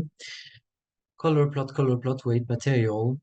And here that's essentially so I merged it again in a weird way, but the name is example box. The layer is layer 2, nested layer 2 as well. And then the colors, everything is here, right? So basically I just wanted to show that by default, we import all of these reserved things. We import as well from the geometry that's used in the SDTF, SDTF inputs to ShapeDiver applications. But I think, I guess that's really now the end of this full Rhino workflow. Again, that I kept with pretty simple examples, but I hope I covered pretty much everything that is likely and all the potential that it can have for bigger scale applications, of course. Maybe actually that's the last thing before we go to the third activity, which then goes to one more layer removed from Rhino, from Grasshopper. Just quickly, because I mentioned it's the attribute visualization feature. So here I can go to attribute visualization mode and essentially start exploring my geometry. So here I just have obviously two objects, so it's not really, I think I'll go full screen. So it's not really the most interesting example, but I can, in this mode, click on all the elements that I have in my document and explore all the attributes that are stored in these elements. In this case, I just have name, layer, plot weight. I don't have things. I mean, I can already see that the layers I can use for visibility. Okay, something happened. So the layers are imported and can be used to like switch on and on visibility in the document. But the most interesting thing is the attribute visualization side of this, which again can be shown on the tower example. Because here, if you recall, I had stored in each of the facade elements here. So not in the roofs. In the roofs, I just have the layer. But in the facade elements here, I have those elements that each have an area. And here I can use the eye here out of other methods to enable the visualization of this current attribute that I want to visualize. So I can still click and see the value of each of them. But now I also visualize the values. Will it work here if I have the roofs? Yes. I can, for example, hide the roofs and just see those elements that interest me. And then here I can, play on the gradient a bit and lock the min and max values to see how it evolves when I change parameters. Obviously, this is something that you want to see through parameter updates. So in this case, I can update a parameter and keep the same visualization parameters that I have, and explore the new results. But I can also change the style of the gradient. So this is something we want to improve, but there's right now several gradient schemes that can be used to visualize the attributes. Okay, so that was just a quick detour I wanted to do about attributes, because obviously then using attributes and importing, exporting attributes can be thought in the context of again this sort of multi-profile hybrid workflows where people, author applications and consume applications in different types of environments, which is a good segue to the last activity of today. So I will leave this one, open my presentation once more, and basically I just have one slide every time now, but it's a short break. So the third activity is, like I said, a more hybrid workflow. So it could, I'll show a bi-directional communication with Illustrator, but the idea here is also to, and again, I'm doing everything, so it maybe makes less sense in the context of me working alone, but how workflows can be then created between a variety of different environments, all guided through a ShapeDiver application. So here, yeah, just like as an overview of what's happening, I think I introduced a lot of the concepts here. We're looking at an environment that starts to be quite far removed from the ecosystem of Grasshopper and then Rhino, but obviously still where, if we want to make this connection, data, there is at least a subset of the data that's included in the SDTF file format that makes sense in the context of using it in Illustrator. And in this case, we're talking about curves mostly, because Illustrator is, essentially manipulating curves in various ways. But see it as like a placeholder for a lot of different types of subsets of software that have subsets of data, which make sense to send and get back to the same type of data in the context of this ecosystem, but for this data to be manipulated in a remote application that we know Grasshopper is able to, is very flexible with the type of processing it can do for all the types of data that are included in Grasshopper, including numbers, so for example, you can imagine Excel as a distant client that can be used, or more data-driven environments like this. But let's use Illustrator and use the concept of curves in Illustrator as a good first example for this type of potentials. So here, obviously, this is also the curves are not just one-to-one what curves are in Grasshopper, and a lot of interpretation needs to be done. What does it mean, for example, to have other types of outputs, for example, B-reps or meshes or whatever, what makes sense in the context of this client. And so that's the first thing. And the second thing is then also, okay, how can we also, and I just mentioned B-reps, but the second thing is the richness and the data structure, right? So how can we use the data structure a bit that we have access to and that we can control inside Grasshopper in order to influence a bit what happens in this completely separate design software. So let's look at this now. And here in this case, I can also start with an extremely simple application. And here I'd like to show bit more advanced applications afterwards because I think they make a lot of sense. Well, they give at least a good overview of what's possible inside Illustrator. I'm not sure. Okay, I will. I have two browsers. That makes sense. So the first thing, let's actually just start with what we already had. Yeah, okay. I had my mesh scale application. I will just create a different version of this application that is based on curves. So here, input curve in lieu of my input mesh, and as an output, I will have also a curve. Materials. There's no concept of material in Illustrator. So here I had, in my application, I had a material before, but it will not make sense. So the application will still work. And by the way, the same application here that I'm going to create will work in Rhino and in Illustrator because of interpreting this, the SDTF in, SDTF out, then can be interpreted by Rhino, by Illustrator, and other contexts, right? But in the context of Illustrator, the material will not have any effect.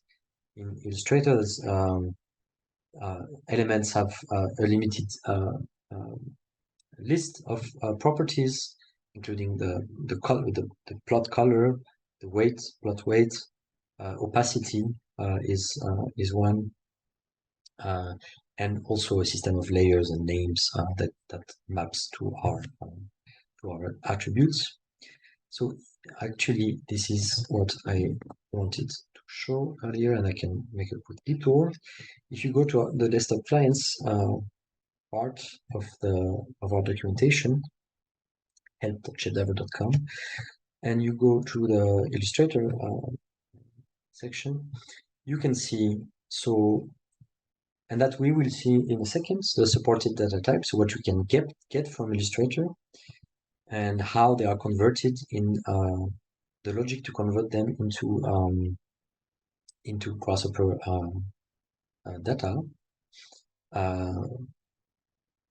And on the other side, how things are baked to Illustrator from data that comes from Grasshopper and is stored in the SDTF file format. And here under the list of attributes that we support. So in the context of Illustrator, as I was mentioning, there's plot color, plot weight, plot pattern. So if you want to have these like dashed lines and stuff, fill color. So every curve can have a fill in Illustrator, and the opacity. So I will remove my material and instead store something rather simple in my curves. I did this already. Construct. Let's say I store two things. Try to do this clean way. I will store the plot color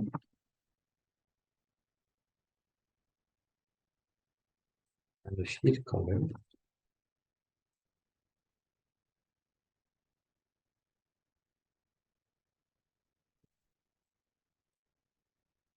And yeah, for example, high contrast, red and blue.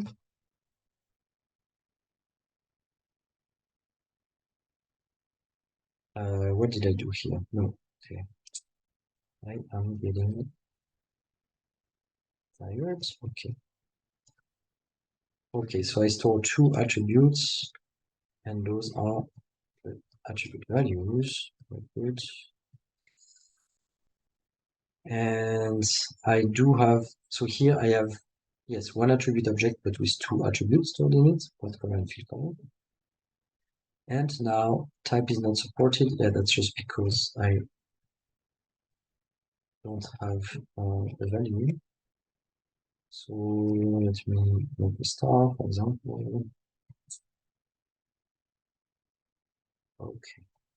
So I scale my curve still scaling application. And I store those two attributes. And now I will do the same game.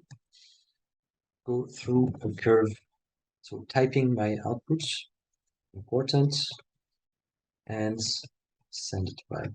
Scaled curve. Here we go. I always like to hide the preview of everything, even though those companies don't have a preview. And I have yeah, pretty much the same application that we had, except it works with curves and it stores instead of storing a material, it stores two attributes that are reserved in the context of Illustrator, which means will be interpreted by Illustrator. So I can now upload this definition. If I find the right tab. Okay. And so we'll go through this complete first small example. Here I would start being a bit suspicious if no one has comments in the chat, because we'll now connect to Illustrator, and for that we do it in a bit of a different way than in Rhino. Rhino is a native way to authenticate, but for Illustrator and the other clients we'll have in the future, we have this client application, which we'll look at in a minute. And I would be sort of surprised if it worked smoothly without issues for everyone. So if no one complains, that means I think some of you are just for now watching, and maybe we'll test later. Okay, so that's my application. I will also just do that in case, but that again should not be required. And we'll try to start interacting with this application in Illustrator. So the first thing to do in order to connect to Illustrator, and again, that's going to be the case for more clients in the future, is to download the ShapeDiver client application. So this is separate. This is separate from, you can use this, and again, I insist, you can use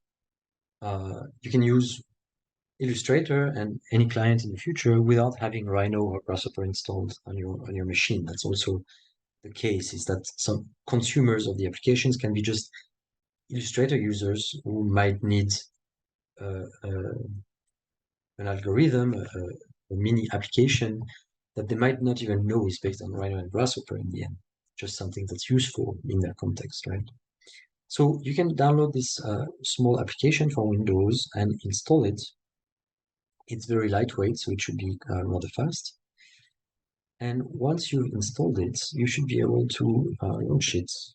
So it works for both Mac and Windows. Here I'm going to launch it for Windows, and when you launch it, it doesn't really do anything. It's an application it's a process that runs in the background, but it does have a small tray icon here with a right-click menu.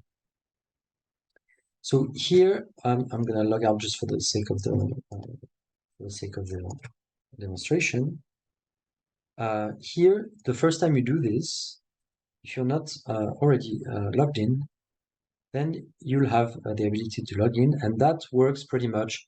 It's again, you're allowing this small tiny client application to authenticate to your ShapeDiver account. So if you click on this, here I was already connected to the platform, so all that it's doing is that it's asking, do you authorize it to use your account?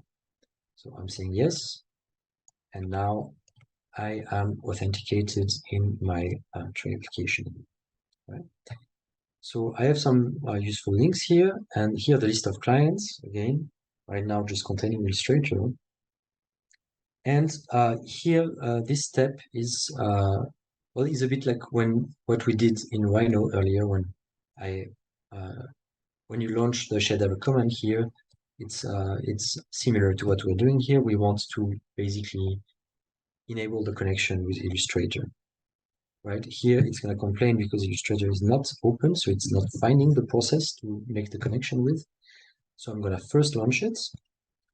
I'm going to already prepare my window here on the right. And I will do pretty much the same, have the same setup as I had in Rhino earlier. Once Illustrator finally launches. So here, if you don't open a document, again, when you try to interact, it's going to complain after. It's going to tell you, please open a document first. I'm opening my document now, so everything should work. And now that everything is opened, I should see Illustrator here. And for that, I will, no, sorry. Now that I have Illustrator open, I need to enable it. Okay, this time it works. Illustrator is enabled. And I should be able now to find it here, right? So now I have the two, by the way. I have Rhino here and Illustrator here, which is pretty much what's the basis of having this like multi-hybrid workflow between different environments. Okay, so I will connect to Illustrator directly. So connection successful, no issues. And now I can start working. Okay, scale factor is 1.9, so I'm not going to make this too big. I have this curve here, and I can, here we don't have a prompt like in Rhino, so it's not possible to first click. Actually it is, but you have to click pretty fast, otherwise I can try it. The cleanest way that I found the cleanest is to select the geometry in the document first, and then say, okay, this is what I'm going to send, and then click on the button here. But because I feel in a risky mood, I'll click here first, and then here, and normally that works too. Yes, here I'm good. Okay, so here I'm visualizing. Okay, not the best with this gray from under. I can see it. I can see my curve.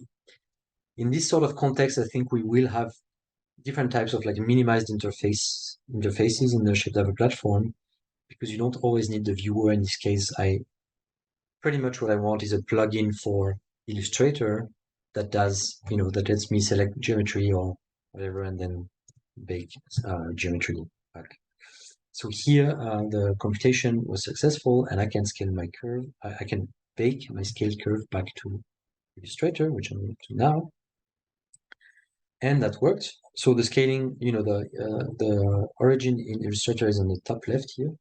So that's always a bit of a headache when you don't have input geometry that guides what you're doing. You have to remember that. But in general, it's working. And what we see here is that, as expected, this object that I baked came with, where are the things here? Here, the fill color, which I set in my application, and a stroke color, which is called plot color, that I set in my application as well. I am coming in 1 minute. All right, sorry for that. But as I mentioned earlier, the opacity I can control as well.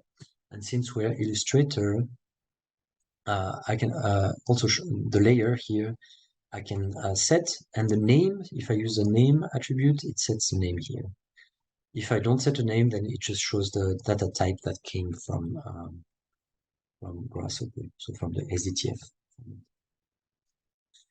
So that's so here we have, just like we showed in Rhino, we have a bidirectional workflow in Illustrator, which works in both ways, right? I won't go into too much details. You can read. I have still the documentation page that I talked about earlier.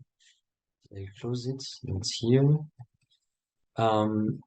which explains a bit in detail, because in the path, the type of curves which they call path in Illustrator is it's pretty generic.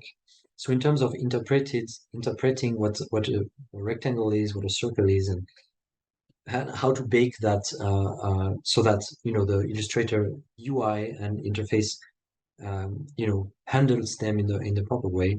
We have a bit of interpretation that is done in the data that comes. So before the data is converted to SDTF data that is sent to a ShapeDiver model, and on the other side, converting what comes in SDTF and baking it in the proper way to Illustrator. But anyway, if you work with standard curve types, everything is pretty straightforward. I just wanted to maybe show a second example a bit more advanced. So let me open it. Yes. So, and here it's really about giving a better idea of what a workflow for a pure bidirectional workflow for a standard Illustrator user would look like. So something a bit more concrete. And then we can look at examples between Rhino and Illustrator. So here I wanted to open this one. As you can see, I always have, and because I'm messy, that's also a good way. I always use ShapeDiver as like a management system for my definitions, and I can always download back my definition from here. Okay, so here I had a slightly more advanced application, which creates like a halftone effect based on an attractor, which as input, I have several here curve boundary, so which defines the area that I want to have, and then a point and a curve attractor, which I can switch between in order to create the effect. And then, of course, I have several halftone types. I like the hexagonal one, and I can play with the cell size and stuff like that. So here, pretty standard parameters. Here, I'm just showing that I have three geometry inputs that I group together. And by the way, that's also, it's not the, I don't go back into much detail to this core ShapeDiver principles, but groups in Grasshopper, which you name, are converted to groups in the ShapeDiver interface. So you can really, and the order is also respected, so you can really curate the interface without too much issues from Grasshopper. Here in the end, without going into too much detail, we have opacity, fill color, plot weights, and material, because in this case I store material because I use direct display inside the platform to show the geometry in a better way. But mostly I have those halftone curves as outputs, which are what's interesting to me. I already uploaded this definition. I'll also share it. It's here, and we can look then at the workflow using, I can use the same curve pretty much. Connect here, again to Illustrator from this client. And here I see my groups, the groups that I had in Grasshopper. I have the geometry inputs here. I have the pattern drivers here. So here I can select my curve as boundary. And here a first example. So as I said, I won't go into the detail of everything, but points, at least manipulation of points in Illustrator does not really exist. But anyways, this is, there's always interpretation. So here I have a point input. And a point input, essentially clients that have data types that can be, let's say, cast to a point, can always be used as input.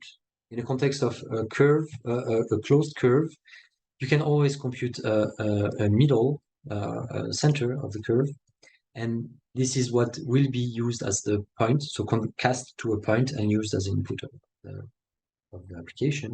So in this case, I can just use, let's say, create my ellipse here and use this as a point attractor, and this will be understood as a point and proceeded accordingly. So here I have my my point. I can play with, let's say, the size of the cell size and make them a bit smaller, which might take a while because they're getting pretty small. That's okay. And yeah, and then on the other side, I have my curve outputs, just the Alton curves here. I can bake them. You see that even for like a relatively high number of curves, the connection between the platform and Illustrator here is relatively efficient. And here I have used really more properties even. I have, yeah, opacity. So opacity is decreasing as I get further from my attractor. But I did not, yeah, I did not use layers in this context. Okay. Yeah, so here what I would have liked to do, but I'm running a bit short on time, and I wanted to talk about the external clients, is to show maybe a context where a hybrid workflow between Rhino, ShapeDiver, and Illustrator, for example, makes sense.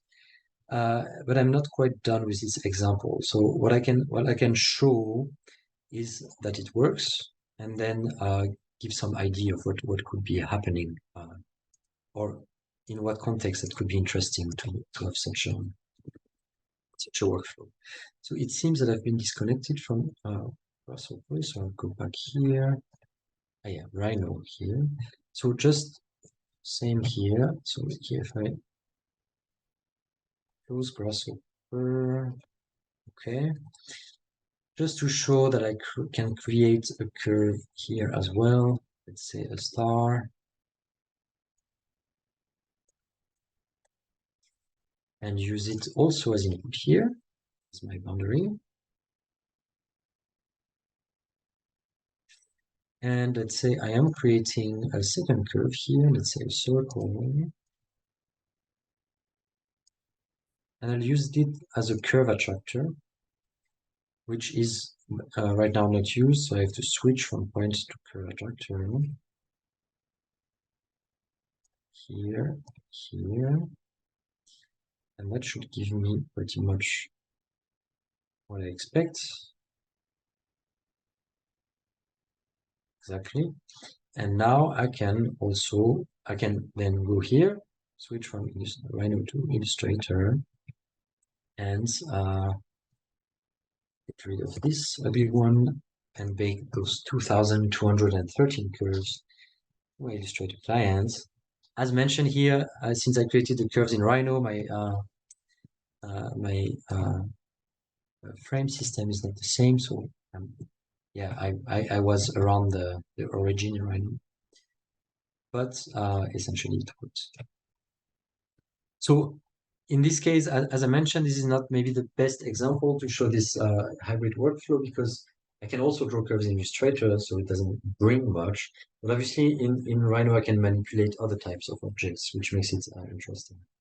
The example that we started working on, and that's like, I think, a suggestion for that many architects have talked to us about, is obviously to have a workflow based on Make2D and using attributes and layers inside Grasshopper in order to easily turn the 3D model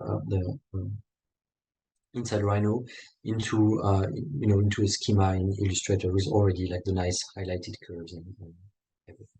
So that's something that we'd have a version of in the next few weeks, and hopefully can be a nice example to start from if any of you have some ideas in this related to this type of workflows, including Illustrator.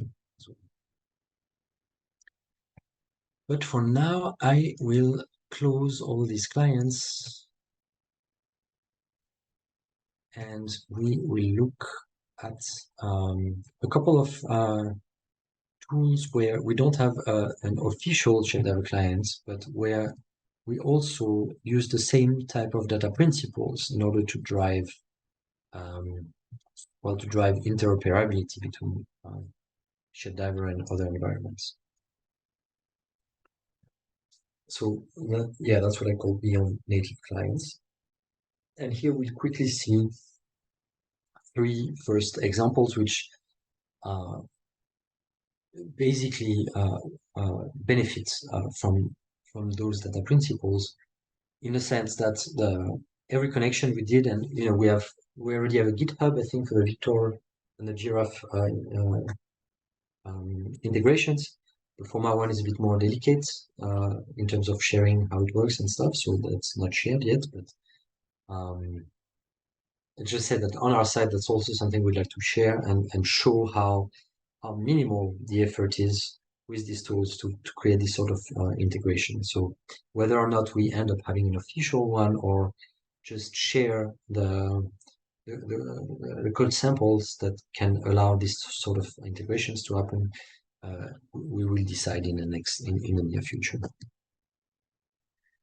So as I mentioned, our own clients we see them as useful first examples that hopefully a lot of users can make use of, but we also see them as essentially generators of IDs and of further clients. As a company, as ShapeDiver, this is not really our vision to now work on like an ever expanding list of integrations and clients, which because of the richness of the design fields and all the CAD software used in the AEC industry and beyond. Because obviously, I mean, Illustrator is a good example of that. But this is also workflows beyond the AEC industry, of course. What we wanted is to have a set of useful ones, but also at the same time develop all of these concepts in a way that is extremely low hanging fruit for teams to get started and use the data format, the APIs and SDKs, and the concepts that we've implemented into new custom applications based on specific workflows that various teams can have, right? In this context, I'm not mentioning Speckle here because it's not official yet, but Speckle is also very useful in this sort of hybrid workflows and interoperability between a lot of different environments. And that's obviously also something that we will have soon, is this sort of ShapeDiver as an automation tool that can be included in Speckle streams in order to have these like sort of automation steps in streams. So the main challenge anyway generally for further clients to happen, for further integrations to happen, is mainly just how to map the data types, the format of what we store in SDTF in the end, which is the structured, rich geometry that Grasshopper can handle, into different software environments. And in the end, the main step that needs to happen in all these use cases is really to to interpret what do I do with a mesh when I go to Revit? What do I do with a smooth curve in Giraffe or whatever? Like how is data and geometry represented in all these different environments? And the main work that there is to do is to map this data. Obviously, I mentioned Speckle for this reason as well, because Speckle did this work, this footwork of thinking about this data mapping between a lot of different environments. And so automation tools using Speckle opens also already a lot of different software environments that can be combined then with ShapeDiver. So that's something we're excited about and will happen soon. But for now, as sort of a closing lap of the masterclass, I'll quickly show then how basically how broadly these streams of data, SDTF-based data, can be used in other environments. So the first one I wanted to show, I mean, not necessarily in order of value or importance. I'll just go in order of what we did and what happens in which order. So now I need to connect to my Autodesk account. Is that the one? No. How do I connect? So I am always confused.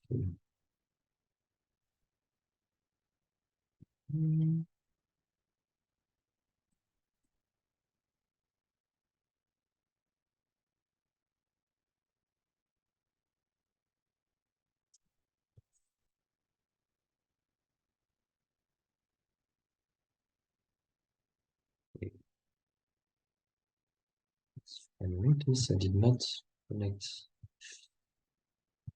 to Autodesk products in a while, but it's coming.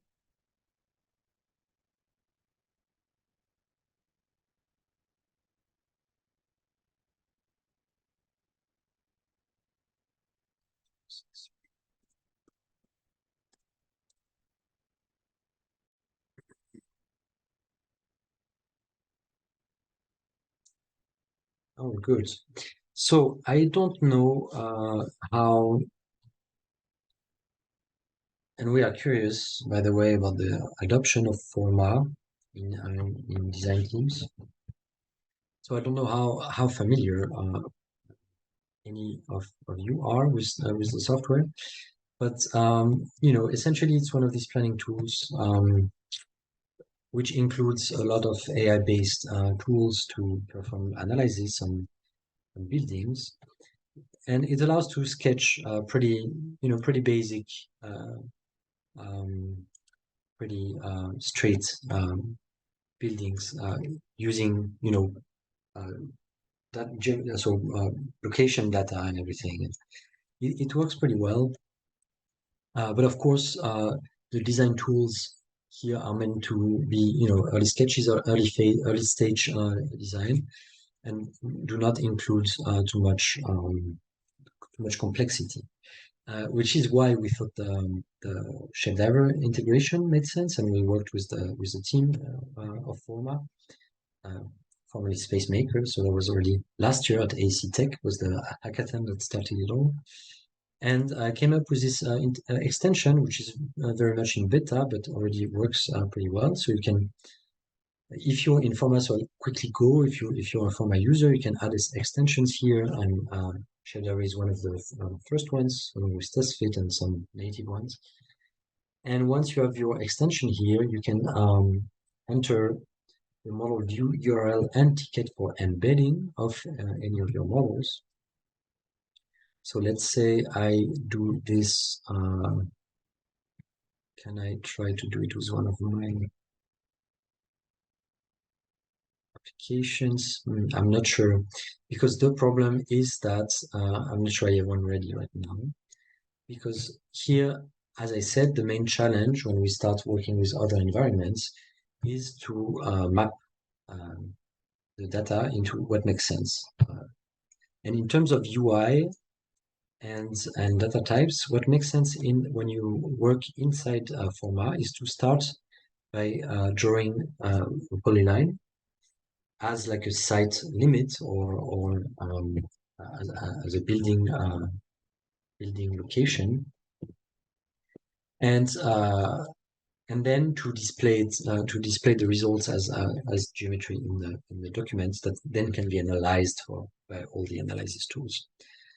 And so in this regard, in order to build application for Forma, and this is all documented also in the help center I showed earlier, you need, actually I can easily go to the Forma example models that we have.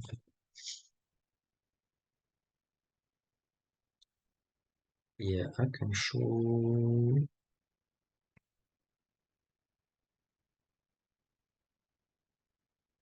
Yeah, the twisted tower. Yeah. Let's do this. I'll download it. Again, I must have 5 versions of this file again, but now I'm sure it's a good version. And I will load it here. Okay. Yes. So for Forma, most of the standard parameters will work, but in terms of geometry input, so really the geometry-based SDTF inputs, it only works with a single curve input right now, which is going to be used to then draw the polyline in the Forma document.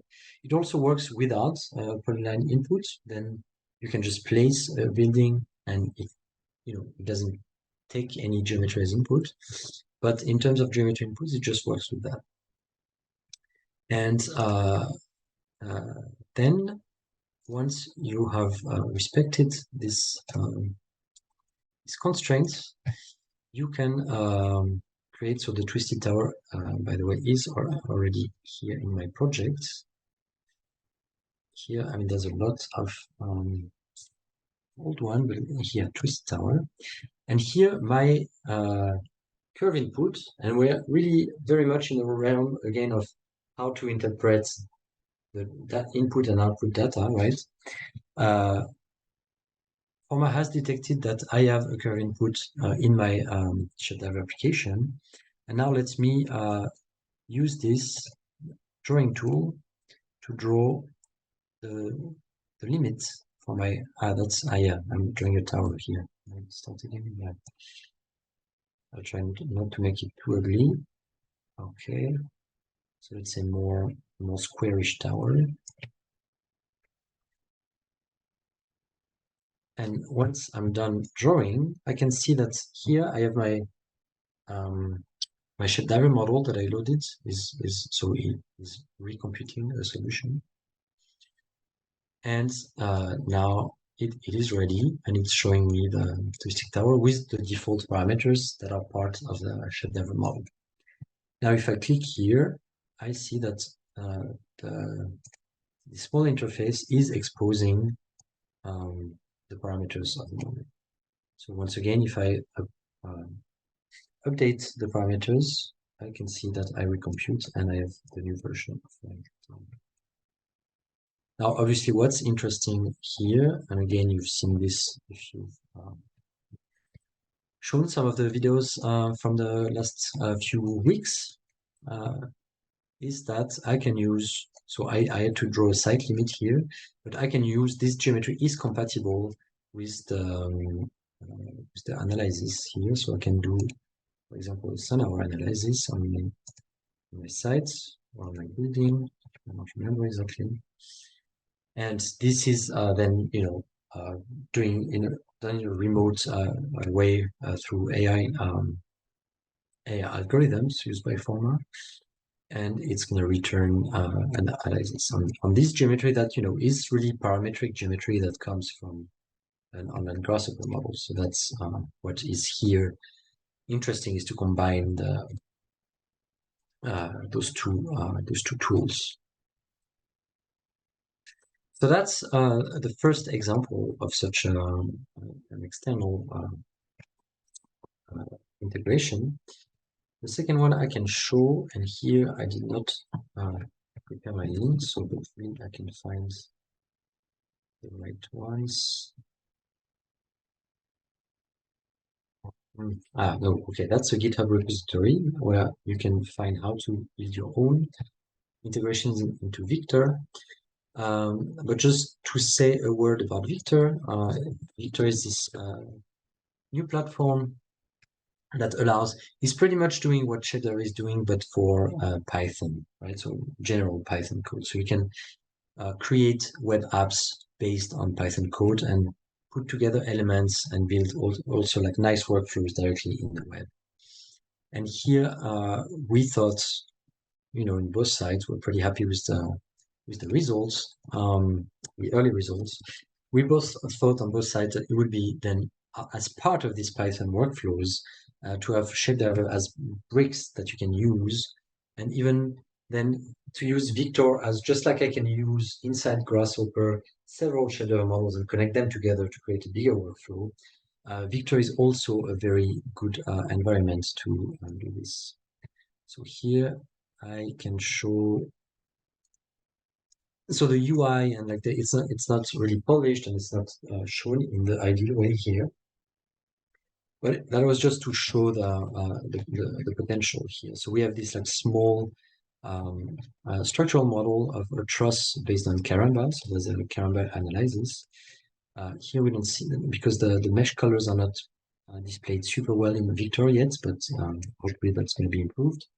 But you can see the stress deformation of the truss, and here you have all the ShapeDiver parameters that are generated through the Python code, and I can, for example, change the position of the load here, and here I can see that Victor recomputes, and I have my new iteration. And what's interesting, so what obviously it would be better to have it here in the same location, but we did this as a first test, is that we added here as outputs of this model an image and PDF outputs which contain the legend basically, and some values of structural results of the analysis that are linked to the results that you see in the viewer. So essentially, this was the idea, is to show, and if some of you are more developer oriented, you can check the quick, the very small GitHub repository that we have, which shows how fast and how little code is needed in order to to integrate a ShapeDiver, abstract application which you can communicate with through the data formats we talked about, and integrate it in Victor. And the last one then, which again I don't think I have to spend too much time on it because the principles are very similar, but the last one that we have,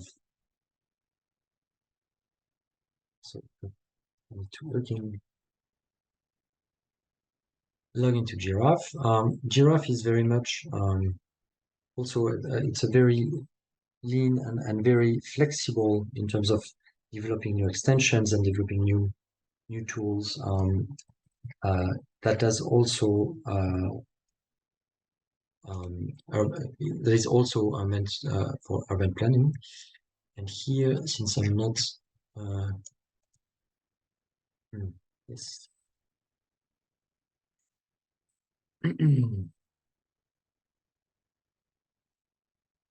Okay, so here we have pretty much an early version which we will develop. This is one of the things we really want to work on here because we think it's really exciting and it works really well with the Giraffe context. But right now, it's exactly the same twisted tower that I showed in Forma, pretty much. And here the same referencing of the URL and the ticket of the model in ShapeDiver. And basically it takes elements. So it's based here, it's using the Forma attribute system. So in all the elements, and you can build Giraffe, you can build a lot of different types of buildings, different typologies of buildings, which all have different types of attributes within them. But you can also create user-generated attributes in all the geometry. And here we have a ShapeDiver model, so Grasshopper opposite ShapeDiver, which checks for those two attributes, twist and iterations. And if it finds them in the elements that are being sent, it will then create new elements in the document based on those attributes. So you can basically use that's the idea. You can basically use these attributes to control the algorithm here. So I want to create a twisted tower of 45 degrees with 10 different levels. And I can click on transform here. And again, that's some, oh no, that worked beautifully, perfect. It creates this, and again, these come back as native elements, which are interpreted from the data that comes outside of Grasshopper, right? They come back as native elements inside the giraffe document. Right, so here we can we see how to go further. There's also here some limitations. I'm running a bit short on time, and anyways, I think it's a bit beyond the scope. I made the point that more new environments have their own limitations in terms of data and what type of data can flow in and out.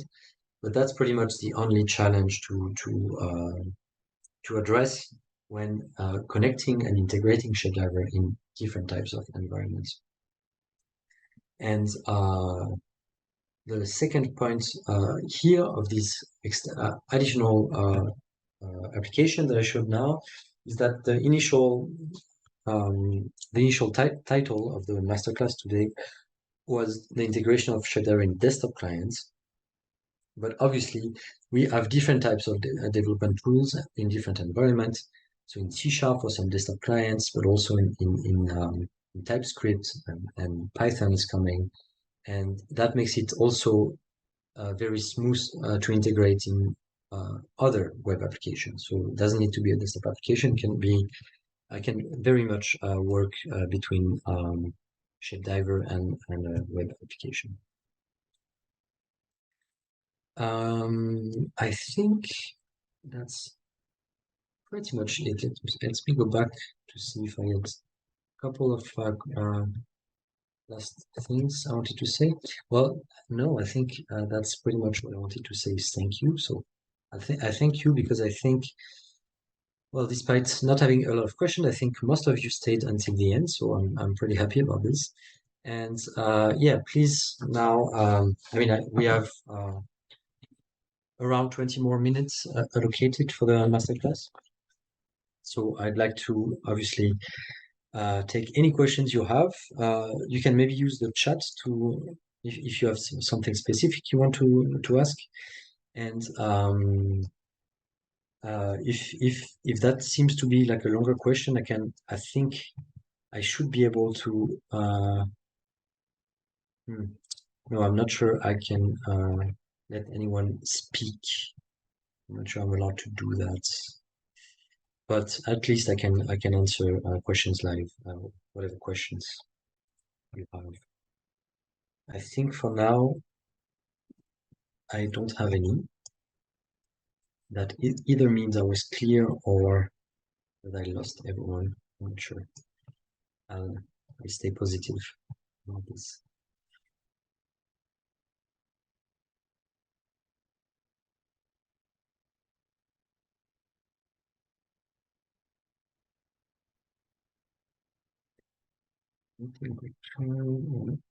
Maybe, I'm not sure. Sometimes Zoom also, no, because I did get a couple of questions earlier and some people commenting, so that should work. But okay, then, oh, one message. Would it be possible to use, for example, an Excel file as an import file for the variables? Yes, good. Thank you for your question. That's something that I can then, I mean, I'll keep an eye for other questions, but I can then spend a couple of minutes about this. So I did not really, at the beginning of the presentation, I introduced a little the other types. So we focused on SDTF a lot, but there's other types of ways to interact with shader models. And I mentioned that we have so what we call our import and export components. We have 3 import components. Image, which are compatible with 5 different image formats. geometry, which pretty much here we're using Rhino Compute. So this is more or less all the file formats that Rhino 7 supports, and soon Rhino 8 when we support Rhino 8. And they can be imported in ShapeDiver the same way that what happens if you import a SketchUp file inside Rhino, for example. So it pretty much respects the data structures here. And we're allowed to import text. And here we have JSON, XML, IFC, CSV, and text files. So the first way to import, CSV values is to use a .csv file. So we could export from Excel a CSV file and import that. But if you want to import something more data rich, this is something that we are working right now on. So it's part of something that will come very soon, that we will allow import of Excel files and also export, which is the export is pretty much already possible because we have these stream export files, which, for example, are compatible with like a wide range of things. So if you send out stream, you can pretty much send everything you want. And the idea here is to combine the new import, so import native Excel files with the nice plugin from David Mans, which we already support several of his plugins, the Bitmap Plus, PDF Plus. So you can import PDF and export PDF. And here the idea is to support the, well, I don't find it, but it's the Excel Plus plugin. And we already finished the work, so it's the Excel Plus plugin can be deployed very soon. And obviously, in order to make it more interesting, we would like users to be able to import Excel files and then parse them and do everything with them. So the short answer is for now CSV, but native Excel is coming soon. Yes. But yeah, what I can finish showing is that it will be possible in the same way that these files are imported here, and I can show you how it materializes in the ShapeDiver interface. I have way too many windows. Yes, okay, what do I have here? My library.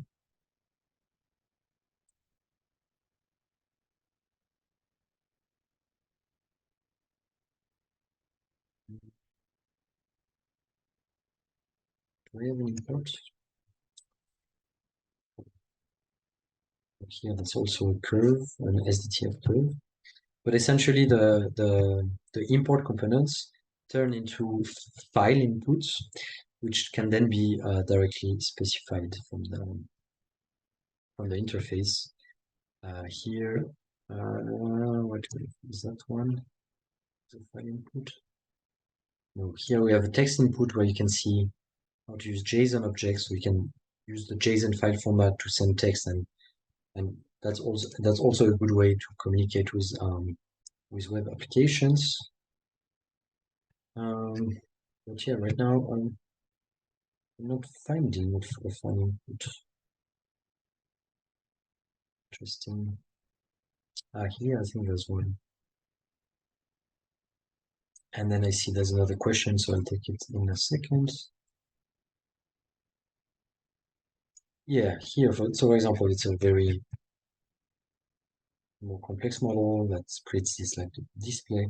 And if you have a file input in your model, it turns into this component. So you can here select and then select a file, and it tells you. So you can restrict the file formats, and it does a check, and it lets you then select which the file formats that you want to allow as input. So yeah. Hey, so we have great class thank you from Todd. Similar to Excel imports, is there a way to import from Google Sheet streams? Yeah, so that's let's say it's part of this set of features that we're working on now. So we recently added this the stream export here component. So here you can essentially it's a fixed list, but we can grow it very easily and very fast now, which basically just sets the data type and the the MIME type for files and their extension according to what's said here. But essentially, you can then it allows you to just send streams to the export component here when you want to export files. So here, the download export, for example. So here, if you send here, I say I want to export a stream with this file format, and here you can stream out data. And we want to test that a bit more and see that it works well. But then in one of the next releases of the plugin, the idea is to have the same, so the same as here, a version of these import components that lets you import data streams and then parse these data streams inside Grasshopper. So that is the idea as well. We will obviously announce, in the next plugin release when that's available. So keep in touch with our news.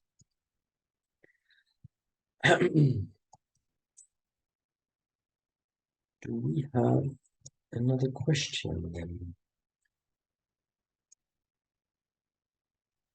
Minutes.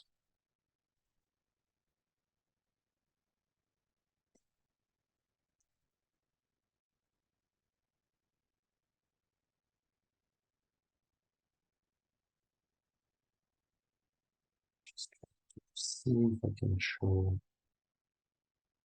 something in relation to everything we discussed today, but those are pretty generic models, let's say. Okay, but I did get another class. So I understand it is possible to generate an ShapeDiver GH file. However, I was wondering if it would be possible for the end user to upload inserts an Excel to the ShapeDiver, especially handy if there are a lot of inputs. Okay, so that's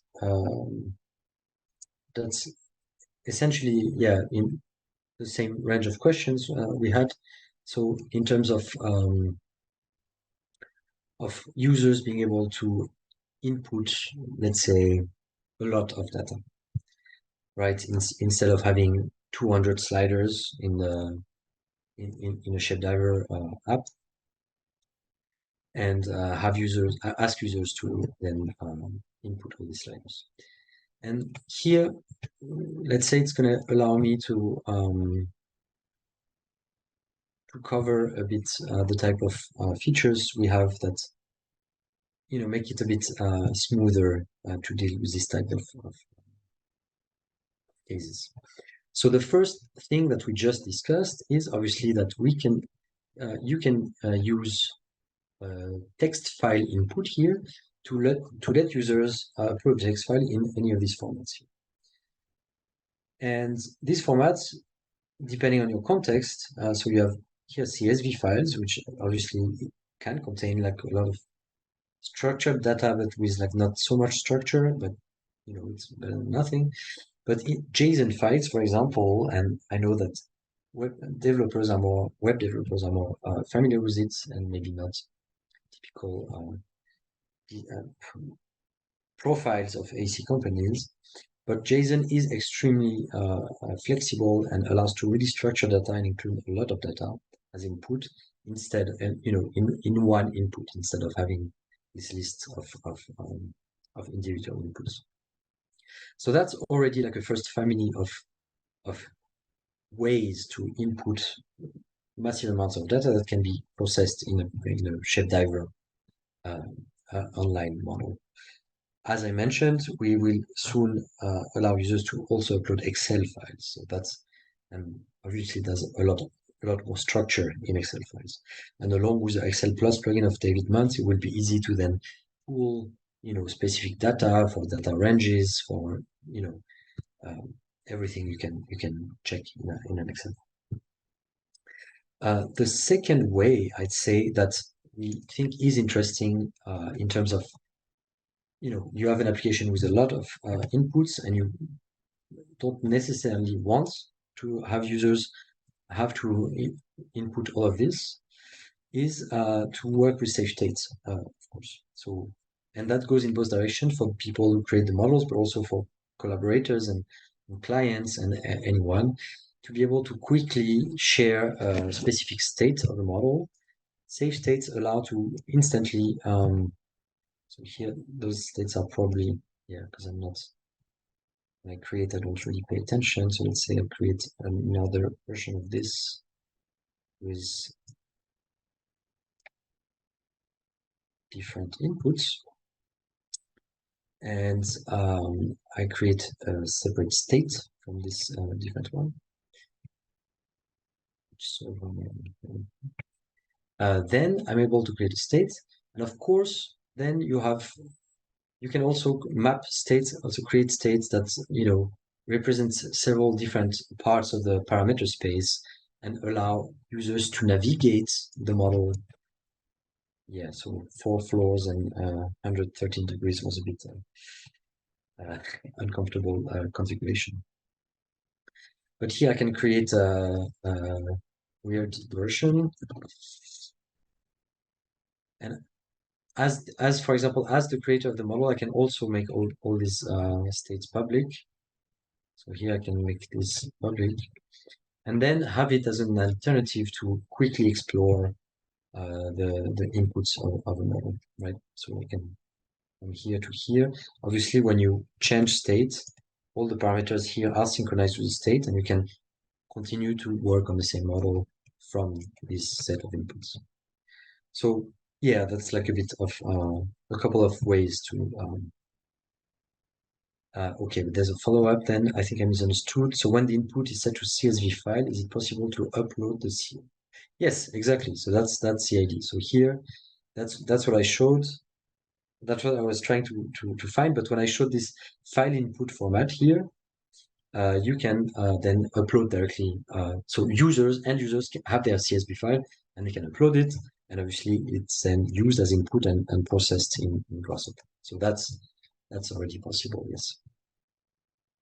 So that's also why we wanted, and this approach we have with the desktop clients that I showed with Rhino and Illustrator, we wanted, this idea of using the web platform directly as a UI was really different and really odd at first for us. And then we started seeing, and again, we want to improve this and make it more comfortable to use as like a companion to Illustrator, for example, or other clients in the future, to really make it simple, to really make it feel like it's a plugin of the software you're currently using, an extension to it.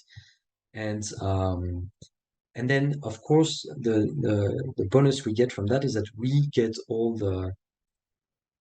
these features that we already have inside the platform makes sense in the context, right? So I can quickly have my model here, connect to Illustrator, have like several versions of input curves in Illustrator, create save states for each of them that then I can share or send to someone else in my team. So, okay, this is like, some sketches from where we could go from here. I talked about a workflow from Rhino to Illustrator, for example, to create, these diagrams in Illustrator. We talk also with like companies that are in like the footwear industry, for example, and they use a lot of workflows where they start with Illustrator and with 2D software to draw, soles, sole shapes and stuff that are then processed. And sometimes in Grasshopper, the Grasshopper is more widely spread these days in the footwear industry and other industries that are really far away from the AEC industry. And yeah, they then have parametric algorithms that process curves and 2D sketches into 3D models that then other members of the team keep working on and post-process in Rhino or other 3D software, Maya, 3ds Max and stuff. So that's that makes it very flexible, this interface and lightweight to be able to exchange data and work together, this type of workflows. Okay, I think we are getting to the end of the questions. I hope I was clear. I hope I was, I covered everything I wanted, but I know it's a lot of information sometimes.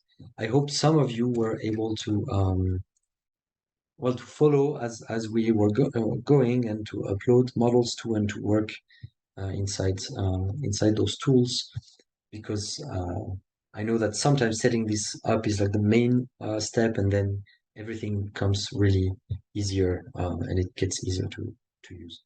But in any case, you have the link to the Slack channel. I can still today, I'm happy to answer questions and have chats with any of you if you have questions or if you want to discuss a specific point. In the next few weeks, we'll still have this channel, I think, and happy to discuss more. But otherwise, you can always go to the McNeil forum, the ShapeDiver section, so forum.shapediver.com, and ask for anything there. If you're stuck, or if you want to, if you have ideas and you want to share them, any feedback you have. And yeah, on that note, I think we will close the session. Thank you all once again, and yeah, I hope you have, I don't know if you have other masterclasses or if you're going to the event next week, but I wish you the best for all of these things. Thank you. Bye-bye.